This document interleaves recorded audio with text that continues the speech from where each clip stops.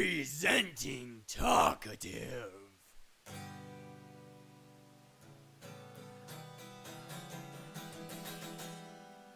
See, all you gotta do to make creepy music is just play chords wrong. Presenting Talkative's adversarial fare.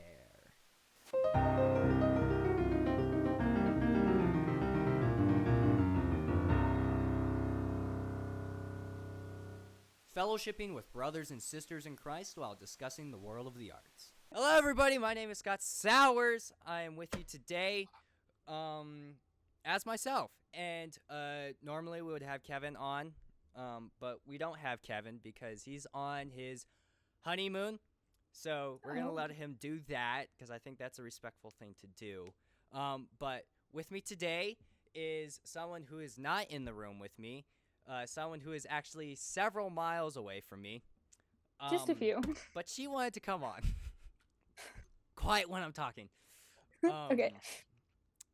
And so I'm just going to let her introduce herself. It's Anna something. Yep. Okay. So, hi, I'm Anna Taylor.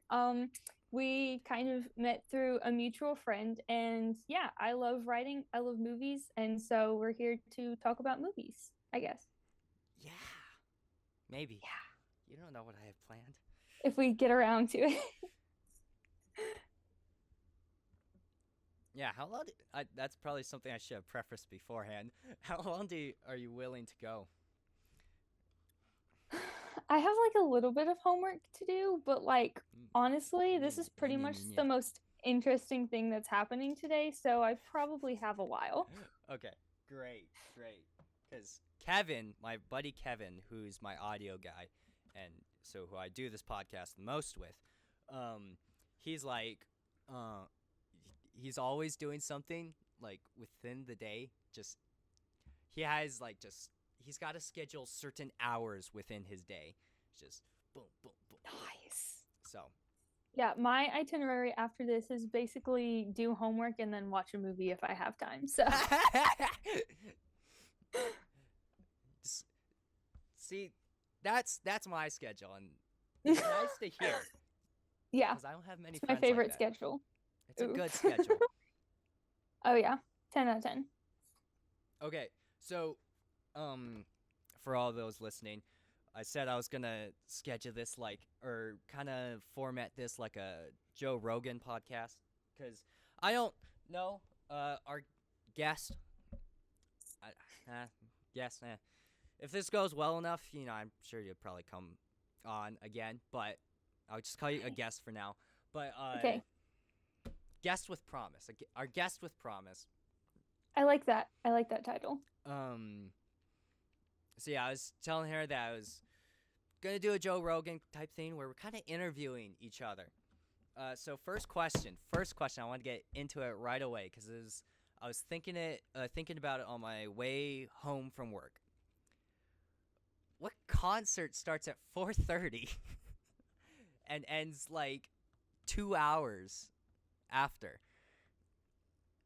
Oh, so basically it starts at 3:30 my time and it ended at like 4:45, but then like by the time I actually got out of there it was like 5, but then I had to go help a friend move a desk and it ended up being a lot heavier than we were expecting, so then that took a long time. So I think you're missing the point of the question though. What who plays at 3:30?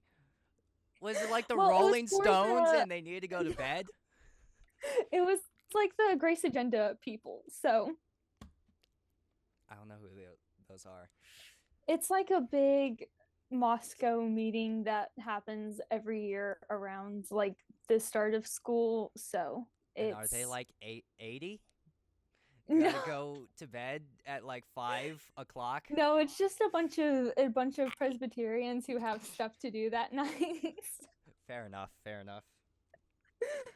Just seriously, like this entire time, I just had this image ingrained in my mind where it's just a bunch of old people with canes playing guitars and like, okay, that's it.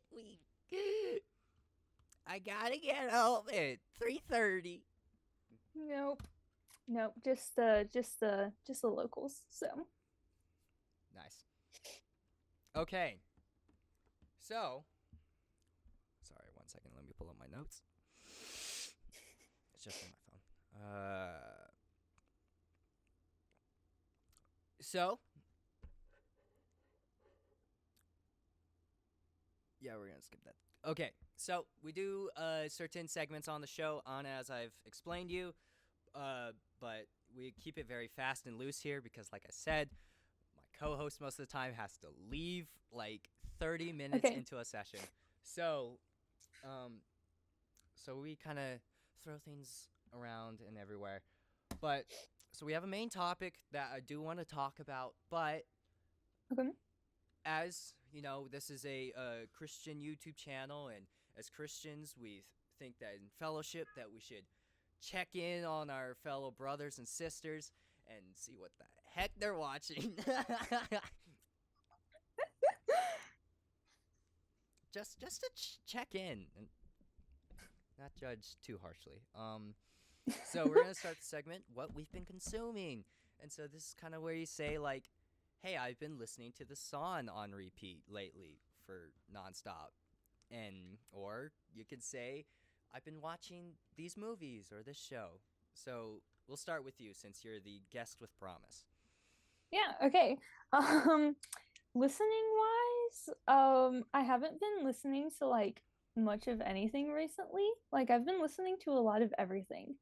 I have been listening to I will say I have been listening to a lot of Sabrina Carpenter because her album comes out next week, and so we're excited about that. I'm Okay, excited about that.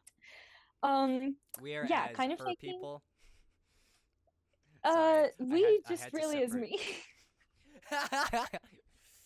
Yeah, Me I've myself and taken I. a short break from Taylor Swift. So I've because she just has been releasing sad music, and Sabrina's been listening or releasing like happy music, and so I've been steering more the happy music direction. So listening to a lot of Sabrina Carpenter. Okay. Okay. Um movie wise, honestly, I would say I just am catching up on a lot of like I think kind of the big movies that came out that like I missed or didn't get around to watching. So I went to see Twisters a couple of weeks ago when it first came out. And so Okay. I've been like kind of catching up on Glenn Powell's like not necessarily career, but kind of like his rise to stardom over the past 2 years, you know what I'm saying? That makes Um sense. so watching a couple movies with him in it. Yeah, went to the theaters a bunch to see, Inside Out 2 and Fly Me to the Moon and Twisters. Ooh, yeah. I watched Kung Fu Panda 4 on the plane ride home. That was an experience. So yeah, Okay. that's kind of um what I've been catching up on. And then recently, while I've been unpacking, I've been watching a lot of like classic Disney movies. So like I watched Sound of Music last night, which technically isn't Disney, but kind of is. And like I watched Ratatouille Yeah. before that. So Nice. I yeah. have a couple questions. Oh dear. Did we talk about Top Gun Maverick already? We haven't, but I'd be more than happy to talk about Top Gun Because that's the Maverick. only other Glenn Powell movie I know of besides like the two that he just became super super popular for this year. Because he came out of nowhere, but Yeah. I don't know. Do you like it? Have you seen it? Have you seen it with all this Glenn Powell marathon stuff?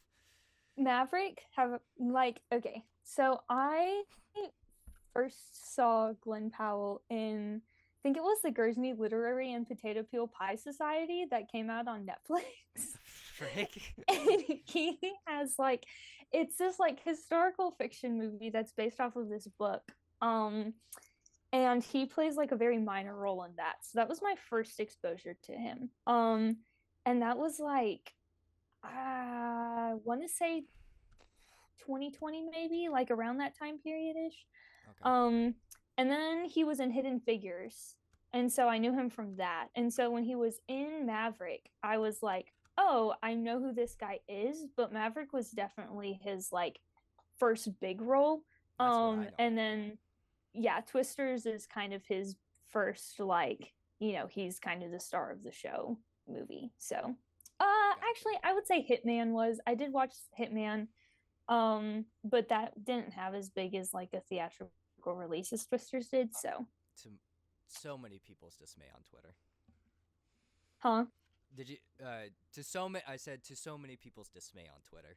Oh, yeah. People was were livid that it didn't come out in theaters. it was interesting.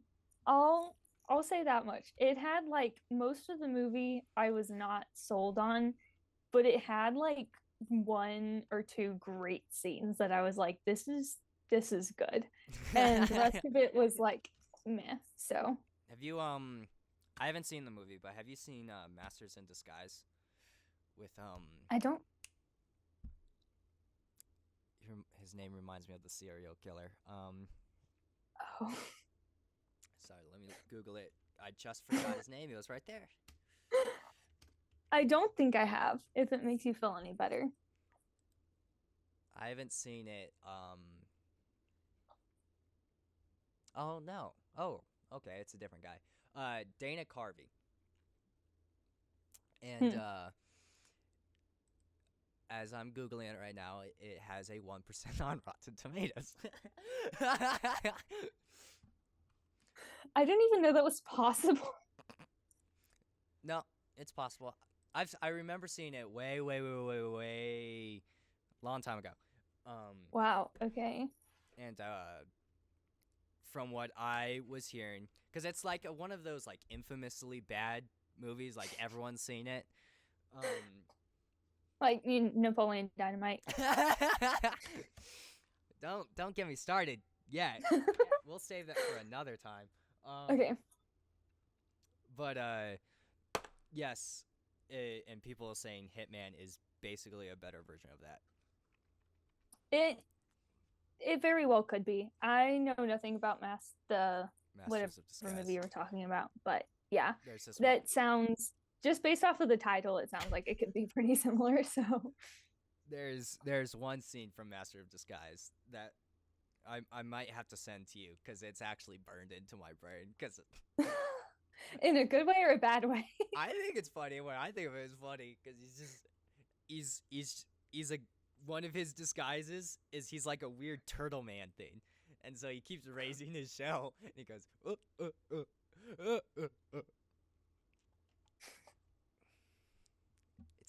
Okay. It's cinema. It's cinema. Okay. Well, I'll take your word for it. I have to constantly remind myself when we do audio, the podcast, is that it's all audio, and when I do visual gags, they can't see it. I don't know, maybe I am recording the Zoom thing, but I don't know. I'll probably just keep it to audio because I don't like my hair. Dang. Okay. So, and then, yeah, the second question. Okay. You're not, are you one of those people who are like, I'll listen to anything? No. Okay. I'm definitely not. What I mean by that is I've been like just in different moods, and so I'll jump from like my like Slytherin inspired playlist to like Sabrina Carpenter, and then I've been listening to a bunch of like French music while I cook because it makes me happy to listen to French music while I'm cooking. And so a lot of More questions. yeah, a lot of genre skipping. But no, normally I have like a couple of things that I'll listen to and I just kind of stick with those on repeat. So this is abnormal for me. Really? Huh. Okay. Yeah. It's well, cause see, I understand what you're doing, cause I'm same way. Cause I am most definitely not. I'll listen to anything. I'm very picky. Well, I mean, yeah, I think picky is a good word, cause sometimes the word that comes to me is snob, but the stuff I Picky listen. sounds better. Yeah. Well, I mean, yeah, but to me, also a snob, you got to be like have good taste, which I don't have. It's like a food critic. Exactly. You have to appreciate the good things if you're gonna critique it. Your critic handbook, your critic notes can't just be full of mac and cheese. So, yeah, I understand that. What I don't understand is what the heck is a Slytherin playlist? Harry Potter, I'm a Slytherin, I know, and so I get that. I have a playlist of all of the songs that Give me some names. Give me some names. Oh, hang on. Let me pull it up. Let's see what we have here. I know I've listened to it recently, so it should just come up on my homepage. And I don't have to go. Here it is. So obviously we have a bit of Taylor on there, some Reputation. Hufflepuff, but okay. No. We have Feeling Good by Michael Bublé. Dangerous Woman, Ariana Grande. A little bit of Lady Gaga. I'm not a Lady Gaga fan, but I like there's Lady a couple Gaga. of her songs that I'm like, this fits the Slytherin vibe. You Should See Me in a Crown, Billie Eilish. What else do I have on here? Money, Money, Money, ABBA. Ooh. Some stuff like that. There's one song from there's this book series, A Good Girl's Guide to Murder, that they just turned into a Netflix TV show, or like TV miniseries, I guess technically it is. And like the theme song from that I've been listening to like on repeat because it just feels very Slytherin to me. Interesting. So yeah. Interesting. And then like a couple of Sabrina Carpenter songs. So yeah. It's a vibe. Okay. The only one I do listen to, I mean, songs, not song wise, but artist wise, is ABBA and Billie Eilish. Mm. What do you? Yeah, I'm a big ABBA fan, but I'm really picky about my Billie Eilish. So. Oh, and Lady Gaga. You say Lady Gaga. I like Lady Gaga. But ABBA, yeah, I don't know. I can't ever complain. I'm not gay for this for anyone wondering, because that is a doubt or an idea that gets into people's in mind. question. Yes, I'm not gay. Okay, the people in ABBA are fantastic musicians and singers, and they deserve all the praise they get. But okay, favorite ABBA song. SOS. Dude, that one's a good one. Yeah, that's a good one. What about because I've been wanting to talk to somebody about this, because I don't feel comfortable telling this around my guy friends. Again, I'm not gay. I'm not gay. Just my friends don't listen to Billie Eilish. But what do you think about her latest album? I have not listened to it. Oh, okay. Dang. I'm not, like, when I say I'm a very selective Billie Eilish listener, I mean I'm extremely selective. Like, I listen to literally You Should See Me in a Crown, When the Party's Over. What's the one that she did with Khalid? Lovely. I like that one. Lovely? I like that one. So there's literally, I mean, like 3, maybe 4 songs of hers that I listen to. Okay. So I didn't care enough about her new album when it came out. And also, when did that? May 17th? Oh, yeah. So I was still like, that was less than a month after the Tortured Poets Department came out. And so I was still riding high off of Tortured Poets. So that makes sense. Yeah.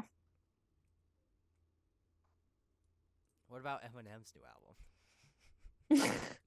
Definitely haven't listened to Eminem. Me neither. No. Spoilers for my next video. I had to. So, one of my friends requested I review a movie, which I didn't know was it's a crazy story, but I mean, it's not super crazy, but it is an interesting story, and it's related to Eminem, and so I had to force myself to listen to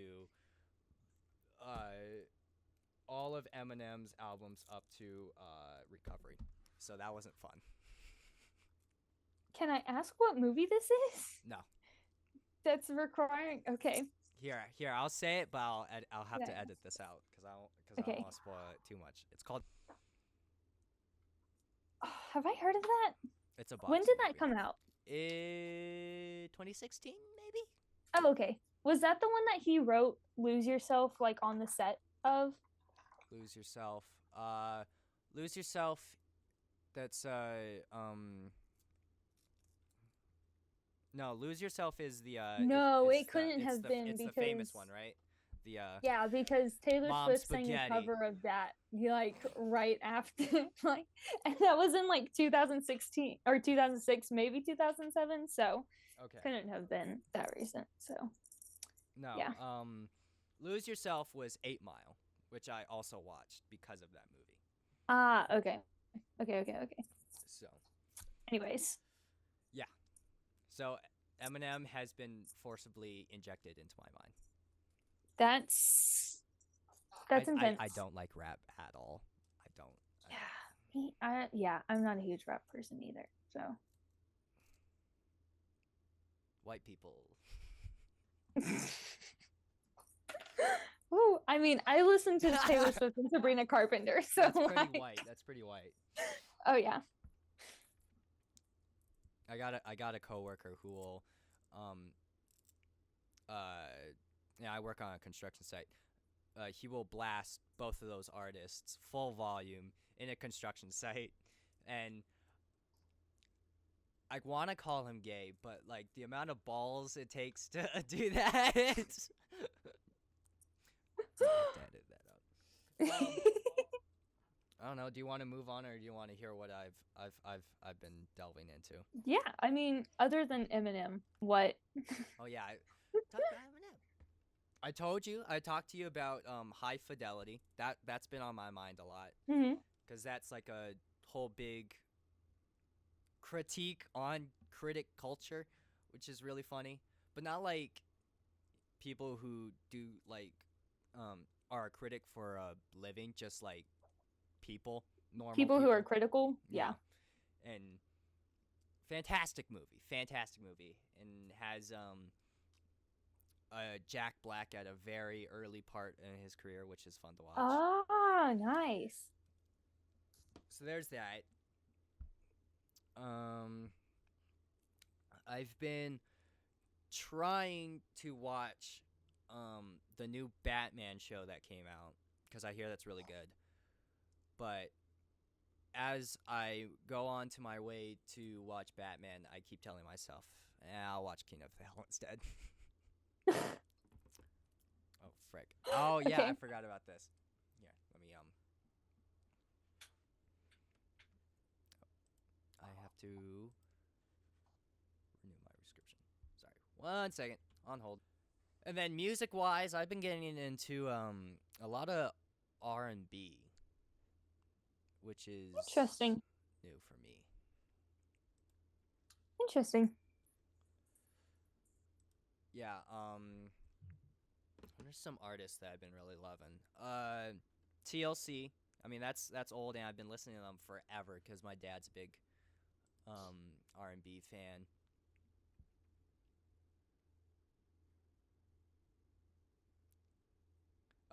Miss Lauryn Hill, which is also old, and I also grew up on her, but now I'm like really digging her because she's like, oh my gosh, she's incredibly talented.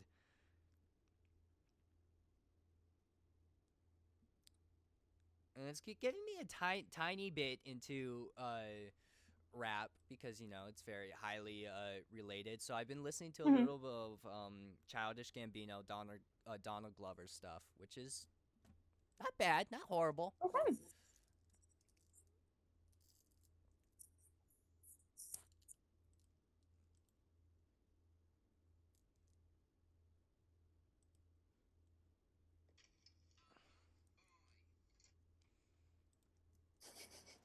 That's my ringtone. If you heard that. Nice. It is from a show called Dark Place, if you've heard of that. Let me to the main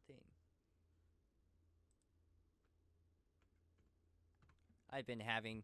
For the audience, I've been having technical issues all day. Sorry, I'm gonna be right back. Oh, you're good. Okay. See, we keep things completely professional, and we just Roll with the ditch our- punches.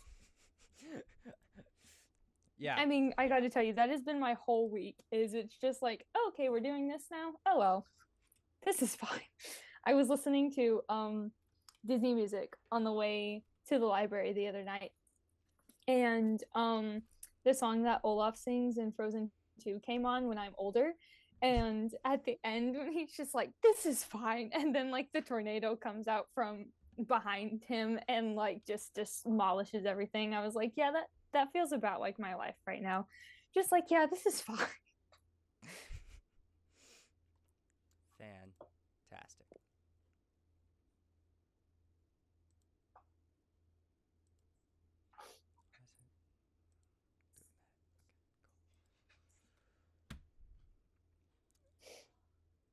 Rolling with the punches. Yes. Amen. Speaking of Disney, we don't delve into a ton of like news, pop culture news, but have you seen the trailer for the new Snow White? Are they actually going ahead with that? Yep. I had no idea. I haven't. You have to look it up right now. Because you have to see what they did with the doors. I know. I saw like all the like paparazzi shots and stuff when they were working on it, like way back during the day. Back in the days. You kids don't know about these dark days. I know we have oh, good heavens. This is not gonna be good. I'm actually genuinely scared right now. Okay, here we go. Oh no. Wait. My YouTube. Okay, hang on. Disney invites you. That's new.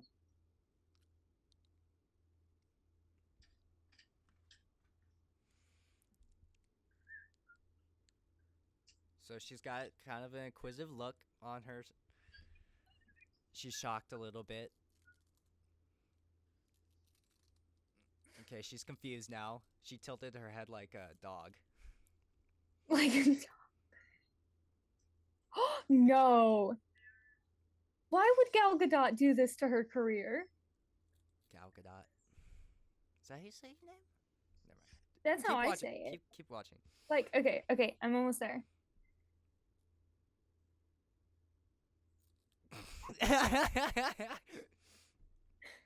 She's very frustrated right now.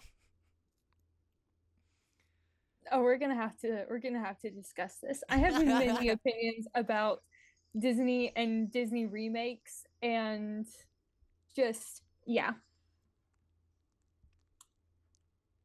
What even is this? Okay.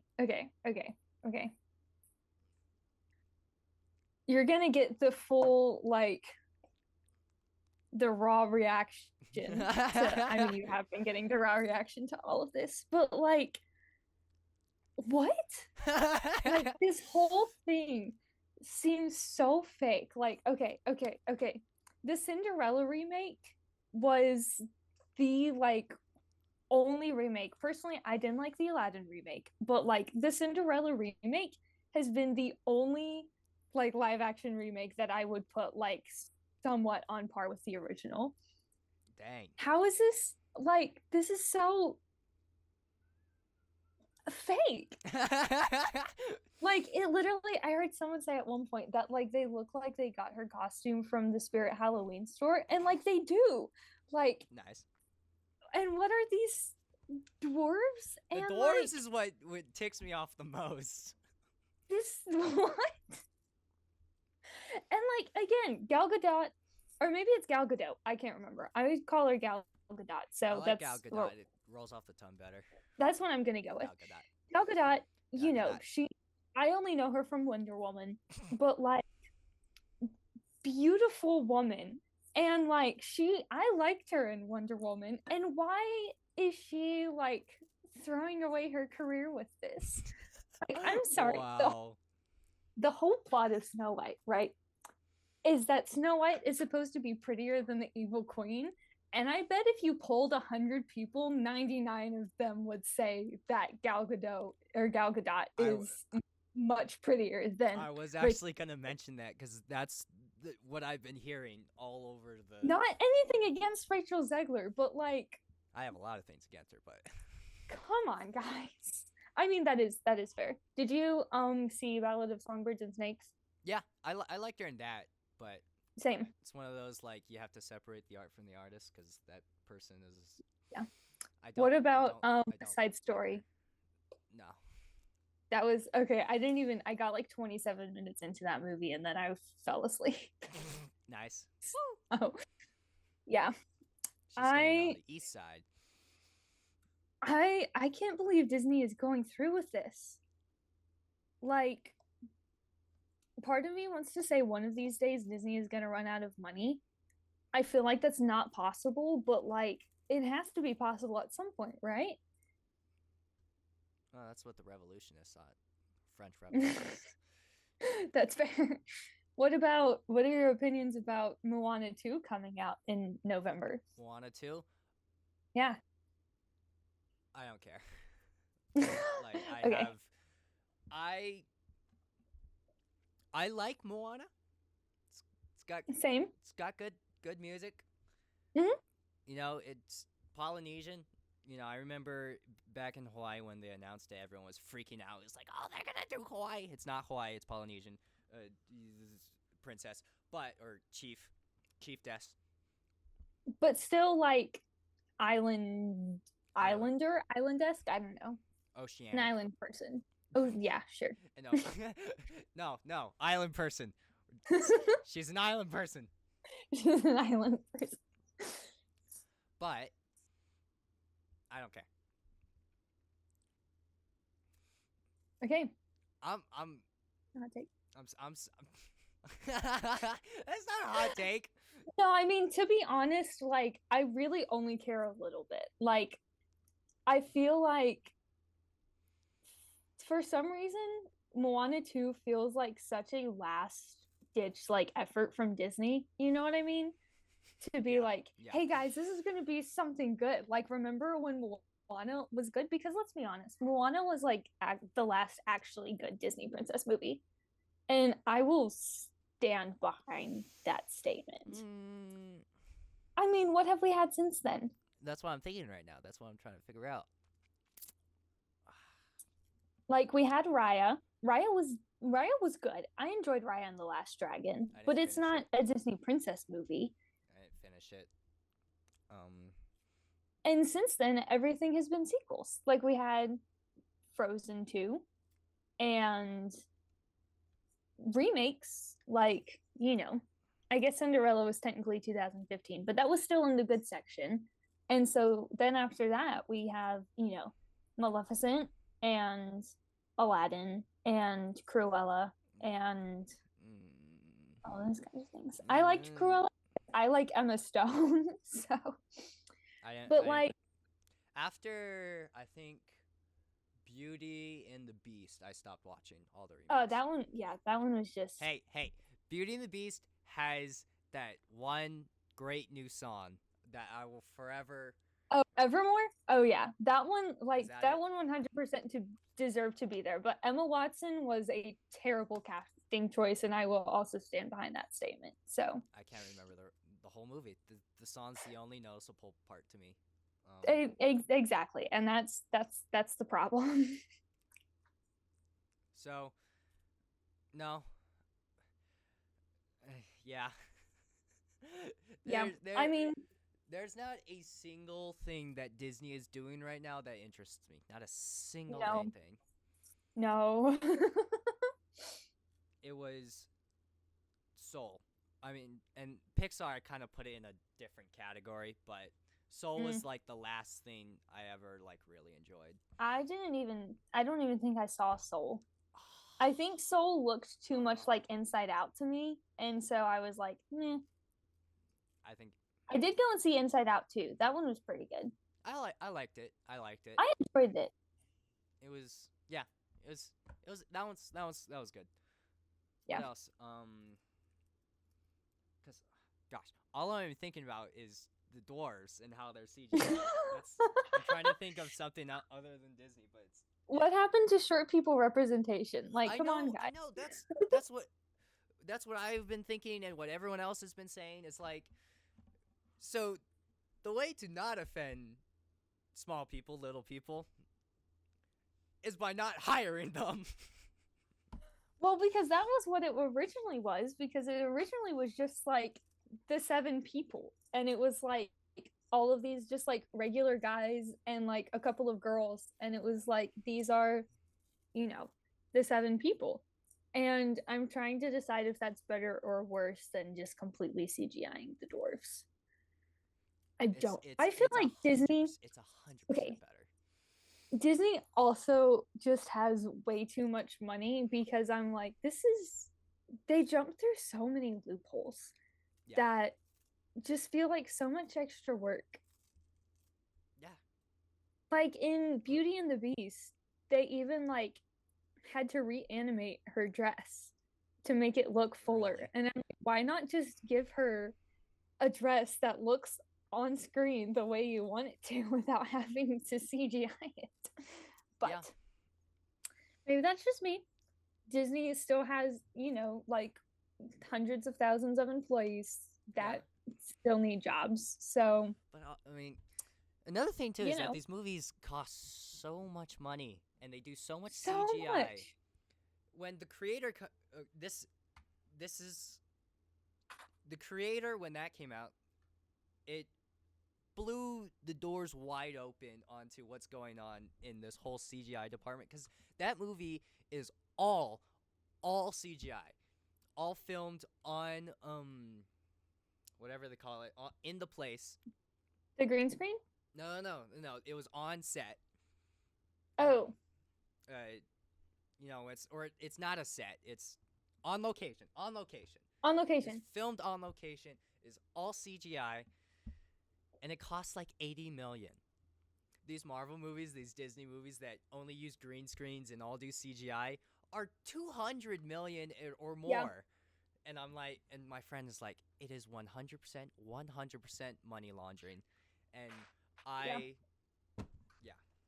And it doesn't even look as good. It's like, Disney CGI has gotten worse over the years. Yes.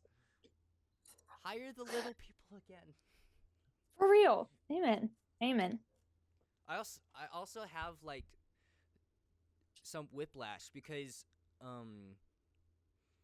I think it is when Snow White became public domain, or something. I heard something about Snow White going public domain a few years ago. And then there was like a bajillion live action Snow Whites that all came at the exact same time. I'm pretty sure the Daily Wire made a Snow White remake. Yeah.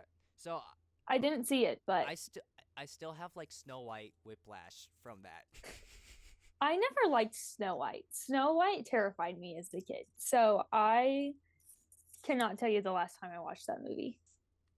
I watched a little bit of it last night because my sisters were watching it, and I wanted to see the song. Hi ho, hi ho, it's home from work we go. I like that song, mostly because of the Gremlins, but nice. So, I don't know.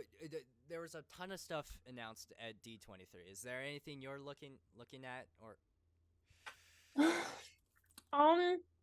Oh, this is another hot topic. Robert Downey Jr. returning to the Marvel universe.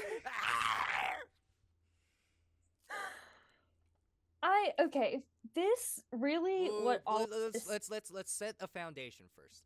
Let's figure out where we're at, because this is supposed to be kind of like an interview thing. how big are you into the MCU and all that? Are you like a person who like really kept up with it, or you like, that seems like a good movie. I'll check Okay, it out. okay. So I when did I start watching Marvel movies? When did the second Spider 2019? So we probably got into them like Oh dang. very end of 17, very early Oh, you had 2018. a ton of catching up. And so me and my brothers, like, for probably about a year and a half, spent a lot of our time watching Marvel movies.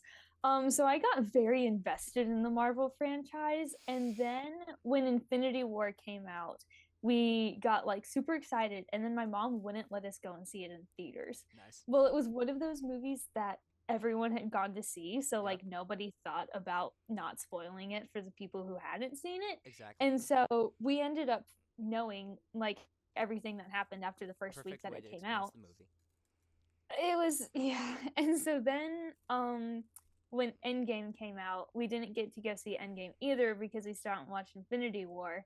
And so that began the like downward slope of our MCU career. And so we finally got around to actually watching Endgame and Infinity War and Endgame. And I've seen a couple of things after that. Like we went to go see No Way Home when that one came out. I think I went and saw that one like twice in theaters. I'm a big Tom Holland fan. And so that we went and saw that one and Black Widow. And for a while we kept up with the shows. So like which ones did we watch? We watched WandaVision. I liked WandaVision. Great show. The Falcon and the Winter Soldier. Did not like show. that one. And Hawkeye. We did see Hawkeye and Loki. And that was pretty much where we left off. And I have just been watching as Marvel has been killing itself from that point on, pretty much. So all the more power to them. So yeah. Okay, so we got that foundation. I've been watching Marvel movies for quite a while. Okay, Probably younger solid. than I should have, but my dad was a big fan, and so he'll be watching on the couch, and like he'd be like just kind of look down on me in my short little body and be like, Yeah, it's fine. So they're you mainly like kid movies. actually kept up with them then? It was a tradition between me and my dad, all the way up to like Endgame, for us to watch all the Marvel movies opening night. Nice. So Okay. yeah. That's awesome. And for me, it doesn't just end at the movies. It goes in the comics, and I've read a lot of comics, and I have a lot of okay. like when it comes to superhero stuff, you would be hard pressed to find more of a geek than me. Okay, good to know. More of a geek and sane. Okay. So that brings us to present day. After spoilers, Well, one Iron more Man mandatory died. question. Favorite Marvel movie? Oh, MCU movie or Marvel movie? Like, Is there a different answer for each? Yes. Because if we talk about, like the Sony movies, like the Spider-Man movies, like the Raimi movies. If you pull out the original Spider-Man, I'm getting off of this call. No. Even Okay. though I love those to death. That's probably. Did you grow up watching them? I did grow up watching them. Yep. That checks out. I still have my reasons, but yes, nostalgia is a little bit of a base.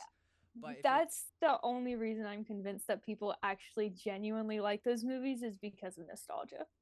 Well, I mean, Spider-Man. Never mind. No. Never mind. But anyways, okay, let's just stick MCU because that's kind of my playing field. So, Guardians of the Galaxy. dude, same. Hey, okay. We can't agree on Raimi, but we can agree on that. Okay. James Gunn is brilliant. I want to have yeah. his white hair when I grow old. He looks way better with Nice. white hair. Way better with white hair. That seems like a good goal to have. So, okay. Can I go? Okay. Can we go? Can we go into the topic of discussion? Yes, let's go Okay, into the present topic of day. discussion. D23, Mhm. Robert Downey Jr., who Yep. famously died as Iron Man, Yep. is now back playing Doctor Doom. Yep. You want to go first, or should I go first? You go first. You seem really passionate about this topic, and then I'll go my thought process. Okay, so passionate, yes, but it's one of those things where I'm trying to kind of shove it down and put it back in this little box where it should stay. Because, so, as much of a superhero fan as I am, I have really burnt out with Marvel, and I don't like their movies anymore, and I've just stopped watching it, basically. Yep. Yeah, I just stopped watching. So when it comes to RDJ, who, fantastic actor, Mhm. I'm just trying not to care and just hoping that they have something smart. Because I mean, to me, the smartest thing to do, because the Fantastic Four is one of my favorites, just of all time when it comes to superheroes. Like it goes Spider-Man and then the Fantastic Four. So I gotta. So I really want them to get it right for once. I'm trying to put all the excitement back in its box and just hoping that they have some good idea. Because to me, the best idea is just have Robert Downey Jr., but don't show his face at all. Don't acknowledge that it's the same actor at all. Just pretend like this is a completely different guy. That's the best way in most. But I'm just hoping that they have one smart writer in the room. To quote the Fall Guy, that is a delusional thought. You know that, right? Yes. Okay, good. Just making sure. Yes. Yeah, I feel like this is just like really just delves into a problem across the entire like industry that is Hollywood right now, is the fact that like we can't do anything original and we can't move on, like as much as we're trying. And so that was my biggest problem with them reintroducing Robert Downey Jr. like back into the universe, is I was like, he had his closure, and like this is a great opportunity to like actually branch off and have an original idea for once. And you didn't. Yeah. And it just it really hurts me for Hollywood. Like, Yeah. it's just, I mean, I had that thought while I was watching Kung Fu Panda 4 on the plane. I was like, we really just can't move on. Like at this point, all of these movies are just marketed towards like Gen Z and millennials who like grew up with these movies. Yeah. And so they feel like they need to still keep tracking with them. And they're not actually like reaching any other audience. It's like, hey, remember that movie that you really liked when you were, you know, like 6 years old? You should come and watch the 5th installment of it.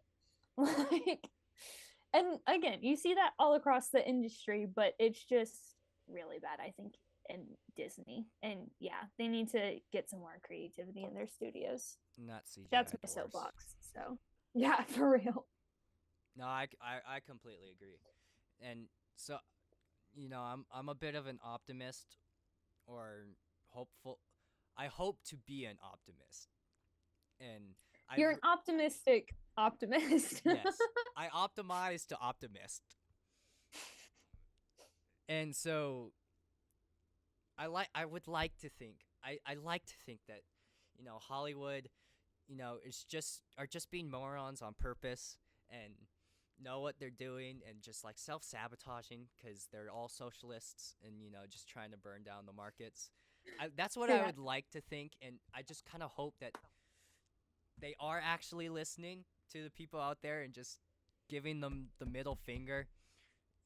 That would make sense to me, because how do you not hear the people screaming from their rooftops to stop? Because they have enough money that they can afford to not listen. Just Like if it was a small studio that was doing this kinds of things, they would go out of business. They wouldn't be able to last that long. But Disney just has such a vast amount of resources that they kind of have the freedom to do whatever they want. AKA, they have the freedom to keep making bad decisions and not learn their lessons. So, this actually, yesterday, this does remind me of a conversation I had yesterday, where the Rotten Tomato score for Aliens Romulus came out, and it's like really good, 97. And I said, is it okay? And I was saying, no, that's great for an independent film that's only loosely inspired by those two absolutely perfect movies from the 80s, and it's just absolutely throwing that out of my mind that it's nothing related to Aliens, because I don't want to. I've seen the first two, and I've seen Prometheus, and I want to throw everything else out because I don't want anything to tarnish those two for me. Yeah. So it's just we can't get past, no matter the Rotten Tomato scores or the audience scores or the money. We can't get past. So it's cold down here in my basement. Okay, I think we've beaten a dead enough horse. I don't know. Is there any other questions you have? Comments, concerns before we move on? A lot of concerns, but more than I think we can fit into one podcast. So Turn into my therapist. I don't have a therapist. That's a scary thought. Okay, so we'll move on to the next segment. This is a simple one, and it's kind of related to the last segment, but we have it in here anyway because it's slightly different. It's got a nice niche. What do we recommend? What do we recommend? Ooh.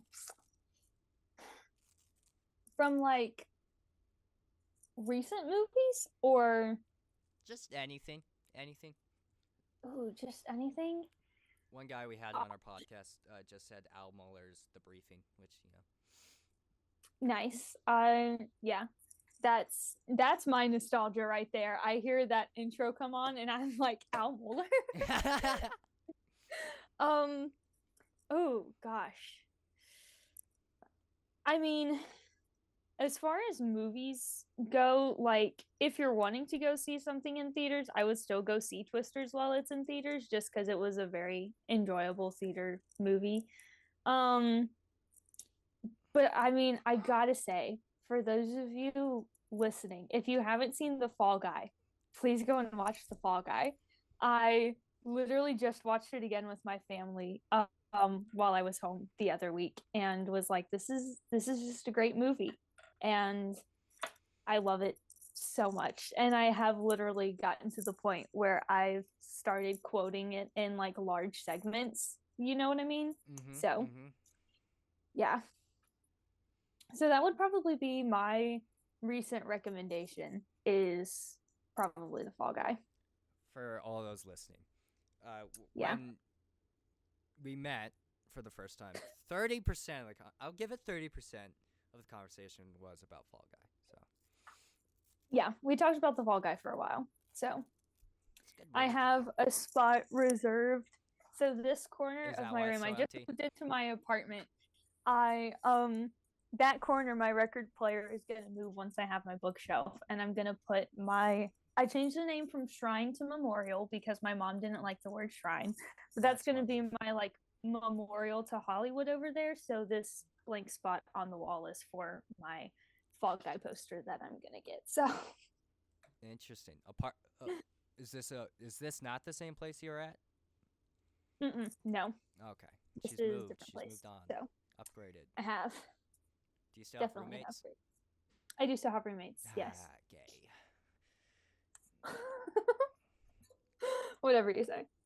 Okay, so obviously that's La La Land, but what's that other one? I can't tell. I've been staring at it. That is Mission Impossible: Dead Reckoning. So Oh, okay. Dead Yep. Reckoning, is that the newest one that's come out? yeah, that's the one that came out. What was it?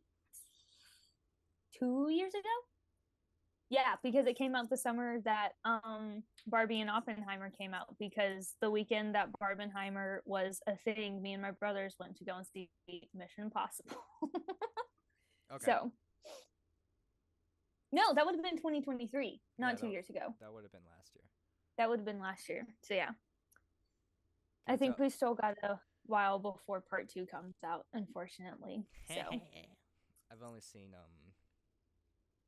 I've seen up to the one with Henry Cavill. I haven't seen that one yet, and everyone tells me. Fallout. I know that's sacrilege, but That's okay. I can forgive you. Maybe that'll be my second recommendation. If you haven't seen the Mission Impossible movies, watch the Mission Impossible movies.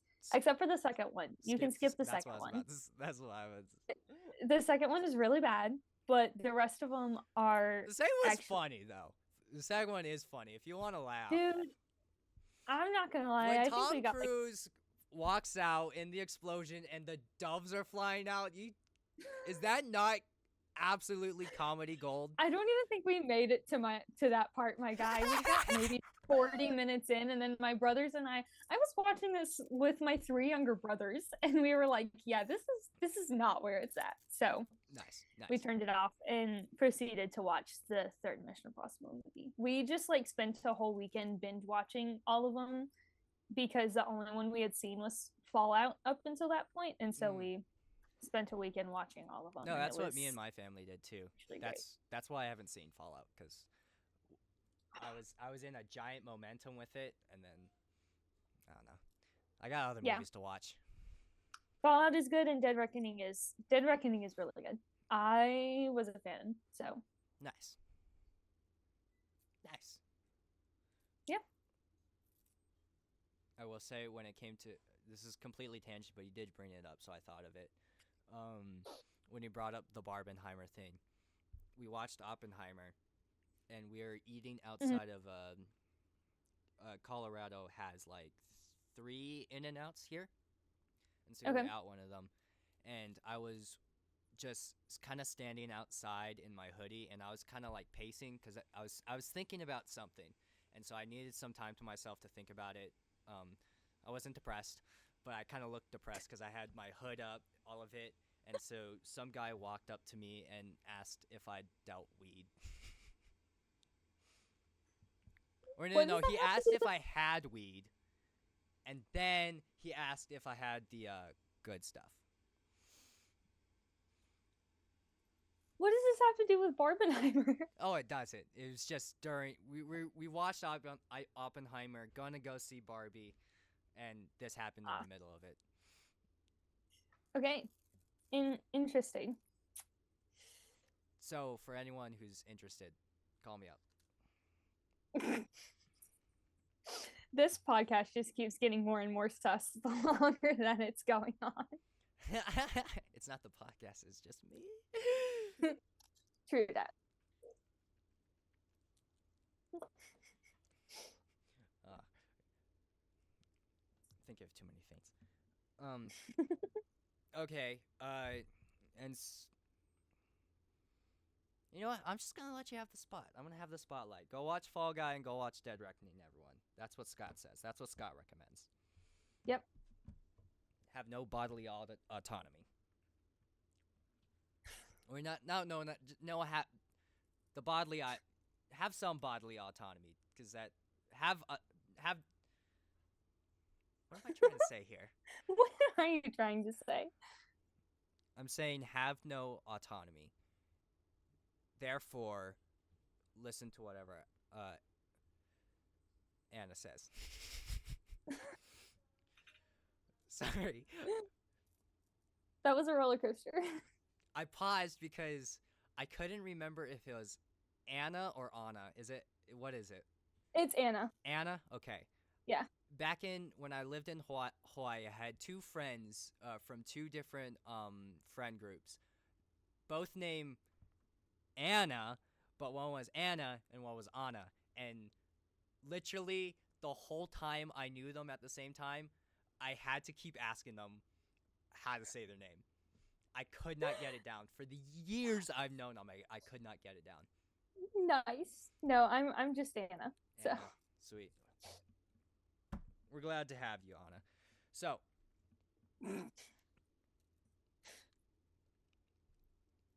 we can move on. And so, we can kind of get into the main topic of what I was thinking we could do. The more Joe Rogan stuff. Okay. So, all I wanted to do was just figure out. I just wanted to know about the certain cartoons or kid movies we watched as kids. The nostalgia stuff. Not, The nostalgia. and again, I want to stick to like strictly like kid stuff unless you got like a really funny story.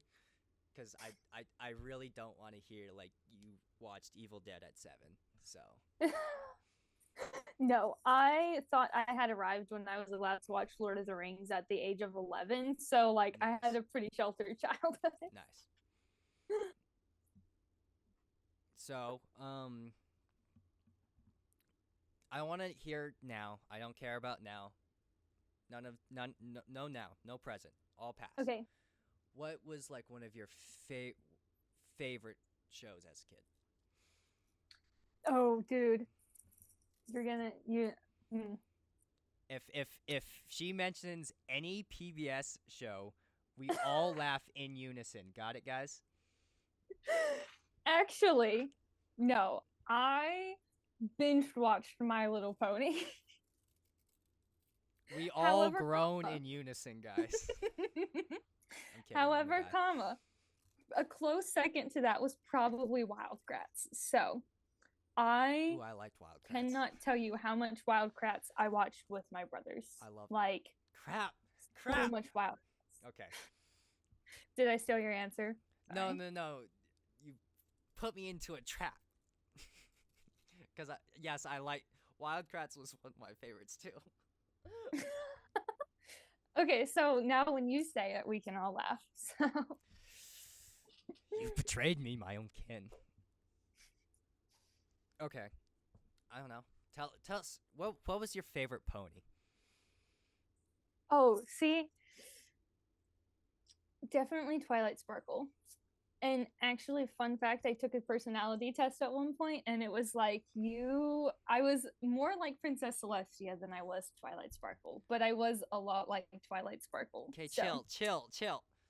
Twilight Sparkle's the purple one, right? Let's make sure I'm Yes. okay. I don't think you understand. Oh, wait. Hang on. I gotta find something here.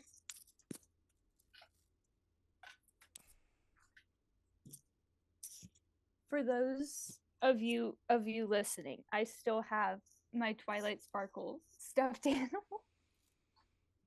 We're editing this out. No, I'm kidding. we'll I'm just kidding. you can just leave her here for the rest of the podcast. She'll be our extra. She'll be my guest, the guest. Nice. Yeah. Nice. I used to have all of them, but I didn't bring all of them to college with me. So just Twilight. What's your opinion? No, on the do not Aryan ask me how race old I Twilight am.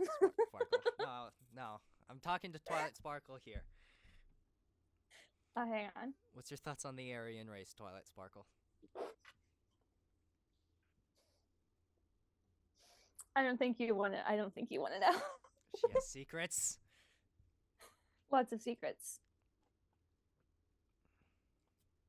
Yeah, Nice. huge fan of My Little Pony. My Little Pony, yeah. Watched that on my iPad on Netflix. I have sisters. Yeah, and that was the one that I watched because my brothers didn't like to watch it, and so that was the one that like I watched by myself, and then we watched Wild Kratts together. So That makes sense.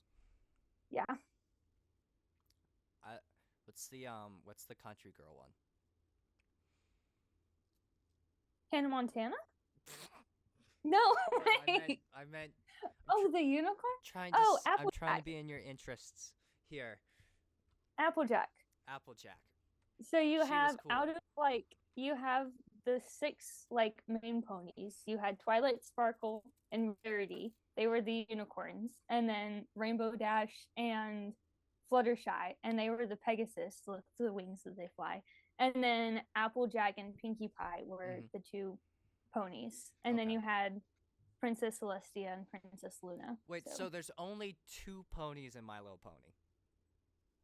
well, technically, like they're all ponies, but those were like the only like ponies because you had like ponies, pegasi, and unicorns, and so you were like one of those three. So yeah, So then you're not or a pony. or you could be an alicorn, which is what I wanted to be, which was like a unicorn who also had wings and could fly. So yeah, at one point Twilight Sparkle like became a princess and she became an alicorn, and I just thought that was like the coolest thing ever, and that was like height of my What?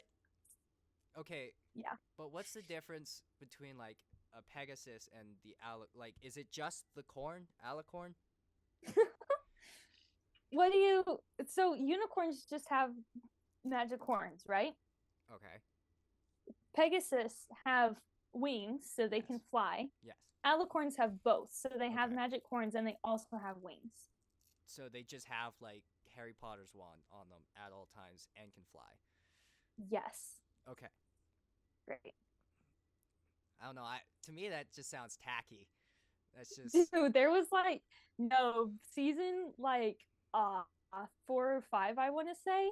The like climax of the season was like little Anna was blown away. I mean, that was some intense story writing when I was like 10 years old. season And then 6 it was Breaking like Bad levels.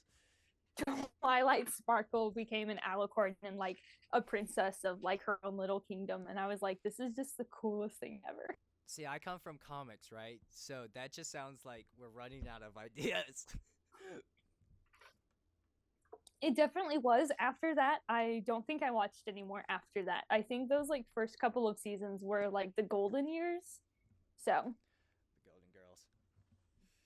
yeah. And the Equestria Girls movies, I still listen to the Rainbow Rock soundtrack because it is a banger. So Explain that one to me. if anyone, I feel like it's one of those if you know things. I don't So know. exactly.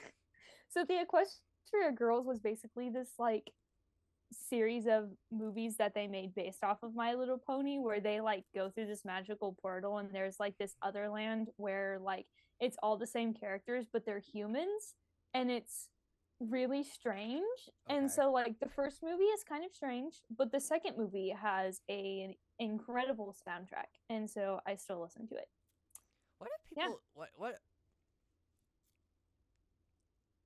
cuz that happens I can't think of any other examples, but that happens a lot where they do it like just they don't want to make them human, so they make them like an animal. And Mm-hmm. then they turn them back into humans. Because that was like a phenomenon. I remember that they just kept doing that as a kid. And I'm just, why? What's, Beats me. is it just like kind of like a shiny new toy for a kid? Or, I think it's a way that they can keep the character so that they don't have to come up with an original character, but like they can put them in a different environment. And so it's like they're kind of being creative and new, but also like kind of cheating. So kind of cheating? yeah. I'm trying to think of another example of that because I just remember that happening a lot. And I mean, as a kid, it didn't bother me, but now it's like, that's so strange. It's such a. It kind of we is. want them Yeah. to not be human, but now we go back to wanting them to be human and alicorns. Am I saying that right? Yep. Nice. And Wildcrats. And Wildcats, yeah. I would go onto the PBS website and play all the little flash games they had. Yes, I know what you're talking about. Yep, Wildcats those were were, awesome. dude, that was, yeah.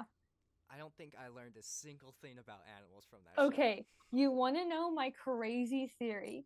Okay, so, what is his name? Is it Fred, the other like guy who's on the team? It's like it's the guy with the orange hair and like he has the backwards cap. And You are far more focused onto the plot than I was. what was his name? Hang on, I'm gonna Google it Oh, because no. I need to know.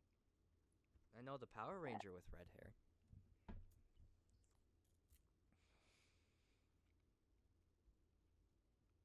Hang on, I'm waiting for my computer to Beep, boop, load. bop, Yeah, dude, bop, when I tell you I was beep, boop, invested bop, bop, in these beep. characters, like I was invested.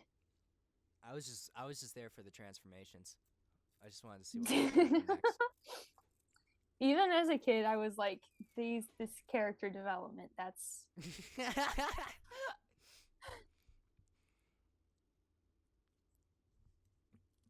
yeah, okay, here he is, but I need to know his name.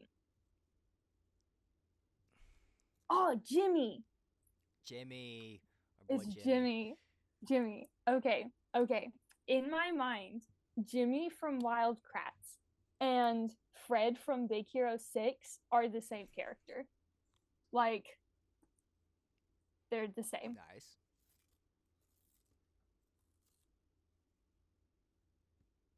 I'm trying so hard to remember who the heck Jimmy is. Remember, he has the orange hair and he always wears the backwards hat and like he's kind of Okay, I their remember like this. tech guy, I guess. Isn't he the one who like makes them all of the discs? If he's blue collar, then I definitely do not remember him. I honestly couldn't tell you because, as Michael Scott would say, I am colorblind. Okay. Don't remember this guy at all, but I see the resemblance. Is I know. they had to have the exact same like character designer on staff. Yeah. It kind of crazy. Nice. What else? You know what? Let me just dig into the real meat and potatoes. What absolutely scarred you as a kid from a kid's show? Again, not from Evil Dead. Oh, okay. Kids movie or like Anything. TV show? You can broad. I was actually just having this conversation with my mom the other day because my brothers wanted to watch Ratatouille. And I've gotten to where I like the movie more, but as a child, I despised that movie with Okay. every ounce of my being. Like the three, I would call them like the traumatizing Pixar movies of my childhood was Ratatouille, Okay. Monsters Incorporated, and Toy Story. Oh. Like Okay. Well, Toy Story I get, but Ratatouille, the one with the Ratatouille cooking mouse, rat. rat. Okay, think about this. Okay, very like start of the movie, you've got this rat and like everything's fine or whatever. And then they're in this grandma's house and she pulls out a shotgun and a gas mask and starts shooting up the place. And then there's all these rats trying to escape in like this thunderstorm. And then he loses his family. And like, and then, he does some cooking and stuff. And then he finds his family again. And his dad is like, oh, let me take you to see like how he kills rats. Okay. And like it was scary. And then on top of that, you've got what is his name? Ego, whatever his first name is. That like The chef guy? the food critic. Oh, okay. And so between all of that and like when I was a kid, I didn't get the deeper plot about like the about how I'll call you a liar if you did. the main guy was the like heir to the restaurant or whatever. Like that whole subplot that was going on like completely went over my head as a kid. Okay. I also specifically remember the scene when what is the main guy's name? I cannot remember it to save my life. I don't know. What is it? I can't remember. When he's like trying to tell the girl about like his tiny chef in his head or whatever, and she like pulls out her pepper spray. I don't know why, but the pepper spray also scared me. I didn't, like I said, I just didn't understand all of the subplots that was going on. All I knew was that there was this rat that was cooking and lots of terrifying moments. So Ratatouille scared me, and Monsters Incorporated was also See, traumatizing. I just thought Ratatouille was boring. I felt that way about what was it? I guess I didn't think it was boring, but I didn't like Up. I have always hated that movie. I think I watched it once as like a 7-year-old and was like, this is the stupidest thing ever. And I have not watched it since. I'll be right back on that point. 1 second. Can you not do that here? We're recording a video.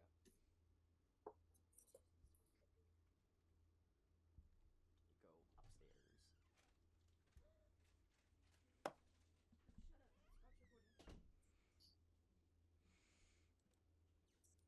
Okay, so pepper spray. Okay. Just how do you even know that was pepper spray? You like have Like, like I didn't even know what pepper spray was till I was like 10. I don't know. All I knew was like that she was freaked out by this guy and was like about to do something to him. And then all of a sudden he was just kissing her, and I like didn't pick up on any of the romantic tension before then. And so I was like, So this you just is thought you were seeing like a sexual assault victim, like some yes. I'm telling you, when I tell you all of the things that I misunderstood about this movie, when you put it together, it actually is kind of Well, now scary. I'm thinking about it, you might be right. I know, right? It's not consensual. It's not by either party. So like That's true. I'm gonna cancel that rat. for real. I cannot share this sentiments at all. Okay, because when it comes to scary stuff, as a kid, at least our age, millennial age, the one thing that always comes up is Courage the Cowardly Dog. I'm gonna guess you have not watched a single episode I of that have in your life. not. Exactly. I have heard about Someone it. who is but I have afraid not. of pepper spray cannot watch that show. Yeah. I came up with some interesting ideas as a kid. So About pepper spray? What do you mean? about lots of movies. Oh, where you like just kind of come up with your own story. Yeah, where I was just like associated things with, okay, this is scary. And like from that point on was just like, yeah, this is scary. This is scary, man. Yeah. Rats, grandma.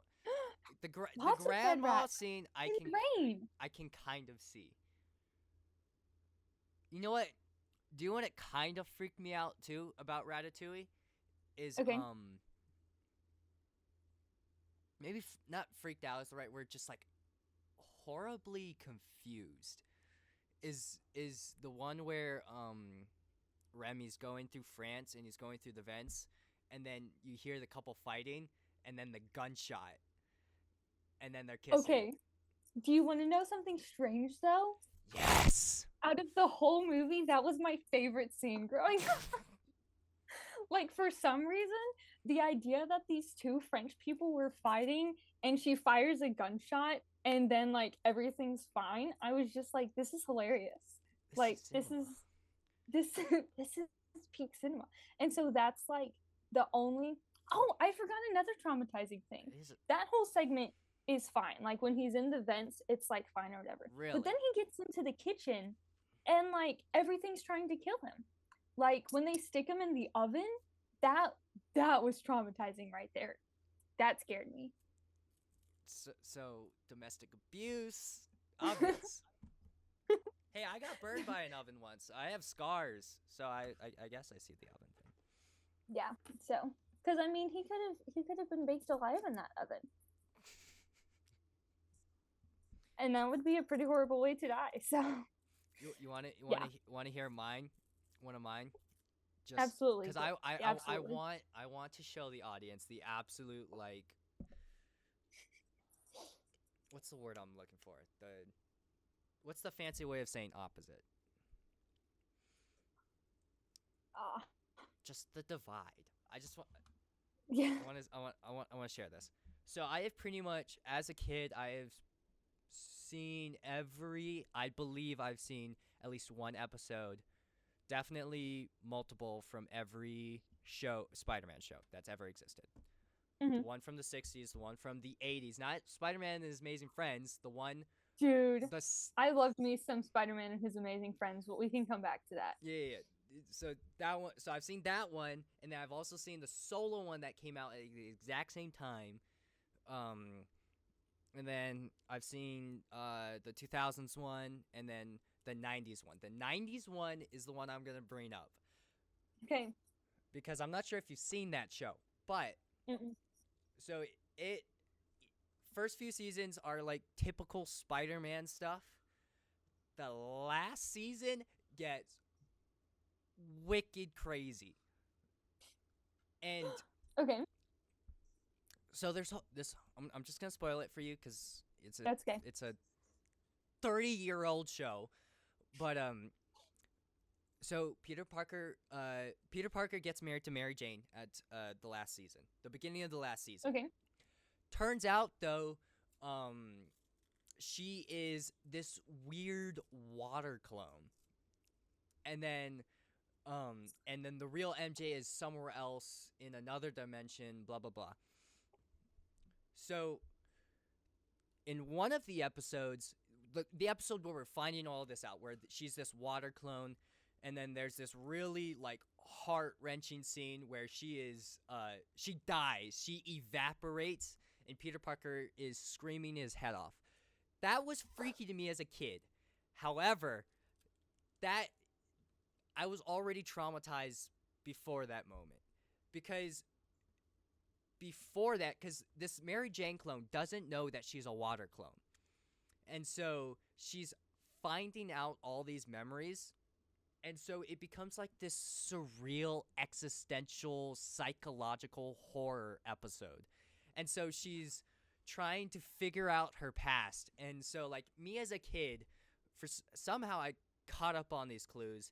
And so, like, the mystery of it was, like, one freaking me out. But then she's getting all these flashbacks, and, like, these clown things are, like, chasing her.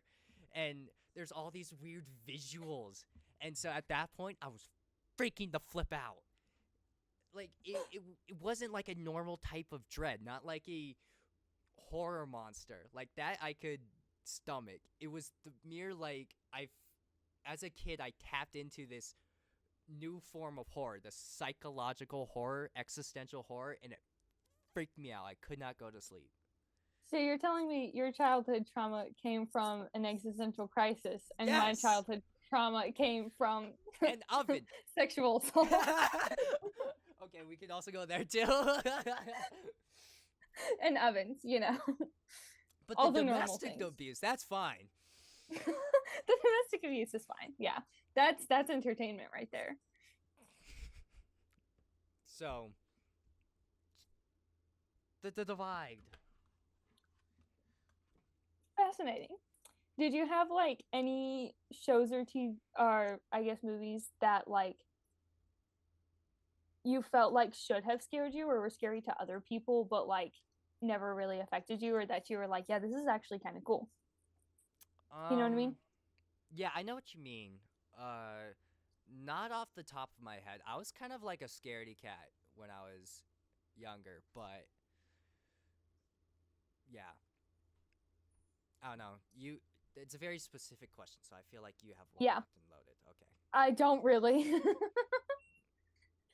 I was just I was just thinking bringing it like up because it felt quirky. I was just like, if we're gonna talk about the random things that scared us, might as well talk about the random things that didn't scare us. But Okay. yeah, yeah, there was a lot of Because you told me scary. you don't like horror or anything. No, no, I do not watch scary movies.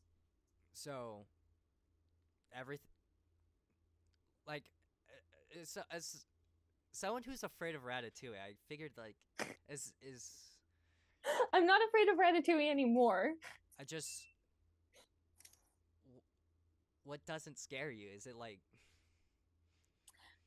So I actually was just having this conversation with my roommate the other night because I have a very fine line and I haven't figured out where it is yet. Okay. Because I love a good like intense movie. So like I watched A Good Girl's Guide to Murder and like loved that show. It was very well done. I could definitely spend a while talking about that show. Maybe that's what I should have recommended. Skip back to the other segment. I Going also back. recommend A Good Girl's Guide to Murder if you guys have Netflix and haven't seen it yet. But that one was fine. 1917 was fine. I watched one of the Daily Wire movie about the school shooting. Loved that movie. But like kind of where my line is The Quiet Place. So, have you seen The Quiet Place. So, I can watch the trailer like during the day and be like, this looks like a genuinely good movie. Like, this looks like a cool movie. But then as soon as it hits like 11 o'clock and everyone else goes to sleep, I'm like, this is not a good idea. And so there's something about like almost that otherworldliness, I think, that is what scares me. And I don't know why. Because I can watch like Criminal Minds and stuff, and like it's a little freaky, but it's not like super scary usually. But if it's like zombies or aliens or anything like that, I'm like, nope, I'm out. That is interesting because I do. But it's strange because I also watch Stranger Things and I really like Stranger Things. It took me a while to get there, but I did get there. So I don't know. Place, but not Stranger Things. That's so confusing. Yeah, I don't know. Because I wouldn't say one monster is scarier than the other, and it's the exact same like plot structure. You know, it's all about family. Yeah. So, what do you mean, like 11 o'clock? Like when it's the stuff? It's. I mean, here's the existential crisis that I get. No, I literally mean like 11 p.m. at night. Oh, like your night. Yes, like my night. Okay. I get like then I have one of two options. I can say, okay, either I can prove to myself that like these things don't actually exist by making a whole bunch of noise, or I can just not be scared but don't make any noise. And then I don't know what to do. So like my solution when I was watching Stranger Things was just to leave the lights off because the whole thing is about like the flickering lights. And so I was like, if the lights are off, then the lights can't flicker and it's not gonna like scare me or anything. Don't ask me why that was my logic, but that just was my logic. But with The Quiet Place, it's like, do I prove to myself that this is fake? Or do I give into it for the sake of not having to face my fears? And I haven't reached an answer to that question, so I haven't watched the movie yet. I'm so confused. Like I said, I reach a lot of strange conclusions. Okay. So is it like it just becomes too real for you? Like you just think if you make noise during the quiet place, something's gonna grab you. Yes. And I really think I blame it on my writer's brain because like my brain is always in like story mode and like how can this go wrong mode. And so like I was working camp a couple of weeks ago, and part of my duty as staff was I had like an hour long shift of night watch every night, and so I had to like patrol the hallways and make sure that like none of the students were up and no one was getting into the buildings and stuff. And I don't know if you've heard of the Big Picture podcast, but it's this podcast where they basically talk about movies and stuff. And so I've been listening to a bunch of their stuff because I spend way too much time thinking about movies. And one of their guests on the podcast that day was talking about Day One, the new Quiet Place movie that had come out. Mm-hmm. And I was like, I'm walking through all these dark hallways, and if I was to go into the staircase, like it's really noisy. And so if I shut the door, like one of these things is gonna hear it and it's gonna come and attack me in the stairwell, and no one's like gonna know because I'm in the stairwell. And like for some reason in my mind that just feels too real, even though I know it's fake. Okay. And so, but my brain is just always in that mode of like trying to make fiction reality. Mm-hmm. And so it freaks me out. But you can watch movies about school shootings. But I can watch movies about school shootings because I go, oh yeah, I was never in public school. Like the chances of this happening to me are highly unlikely, and so it's fine. So it's like that disconnect thing.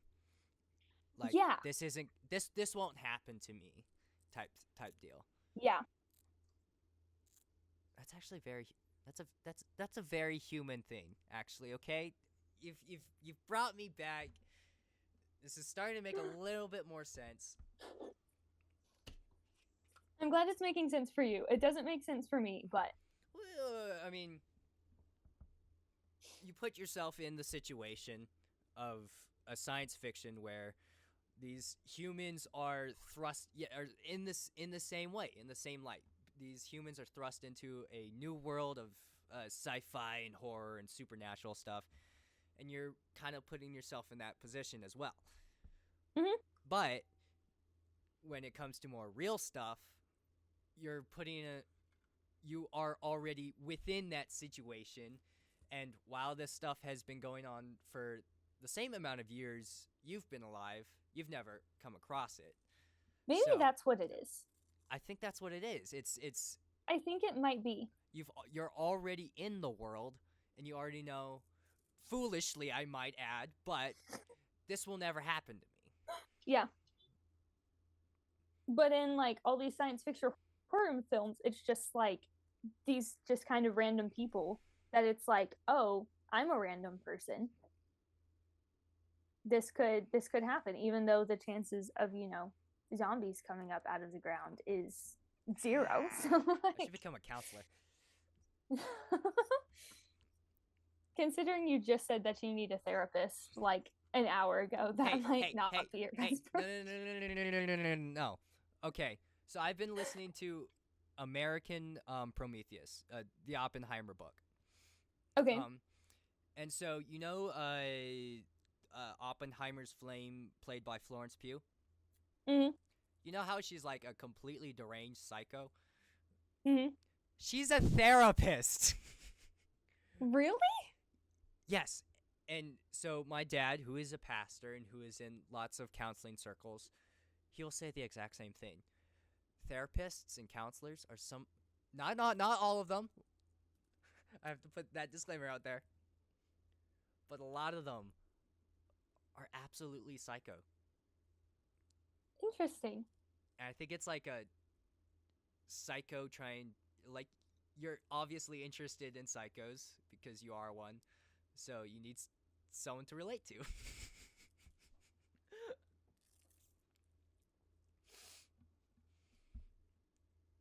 I don't know how to take that. There's some horror from Scott's little corner. Okay. It should be its own separate mini podcast. That's a tangent. That's a tangent. Forget I said any of that. Maybe okay. Here's another piece of this puzzle to add. So I at the school that I go to, there's a lot of people who listen to this podcast called the Cosmos podcast. Are you familiar? No. Okay, so basically there's this podcast called the Haunted Cosmos, and it's these two guys who try to explain like these supernatural events, but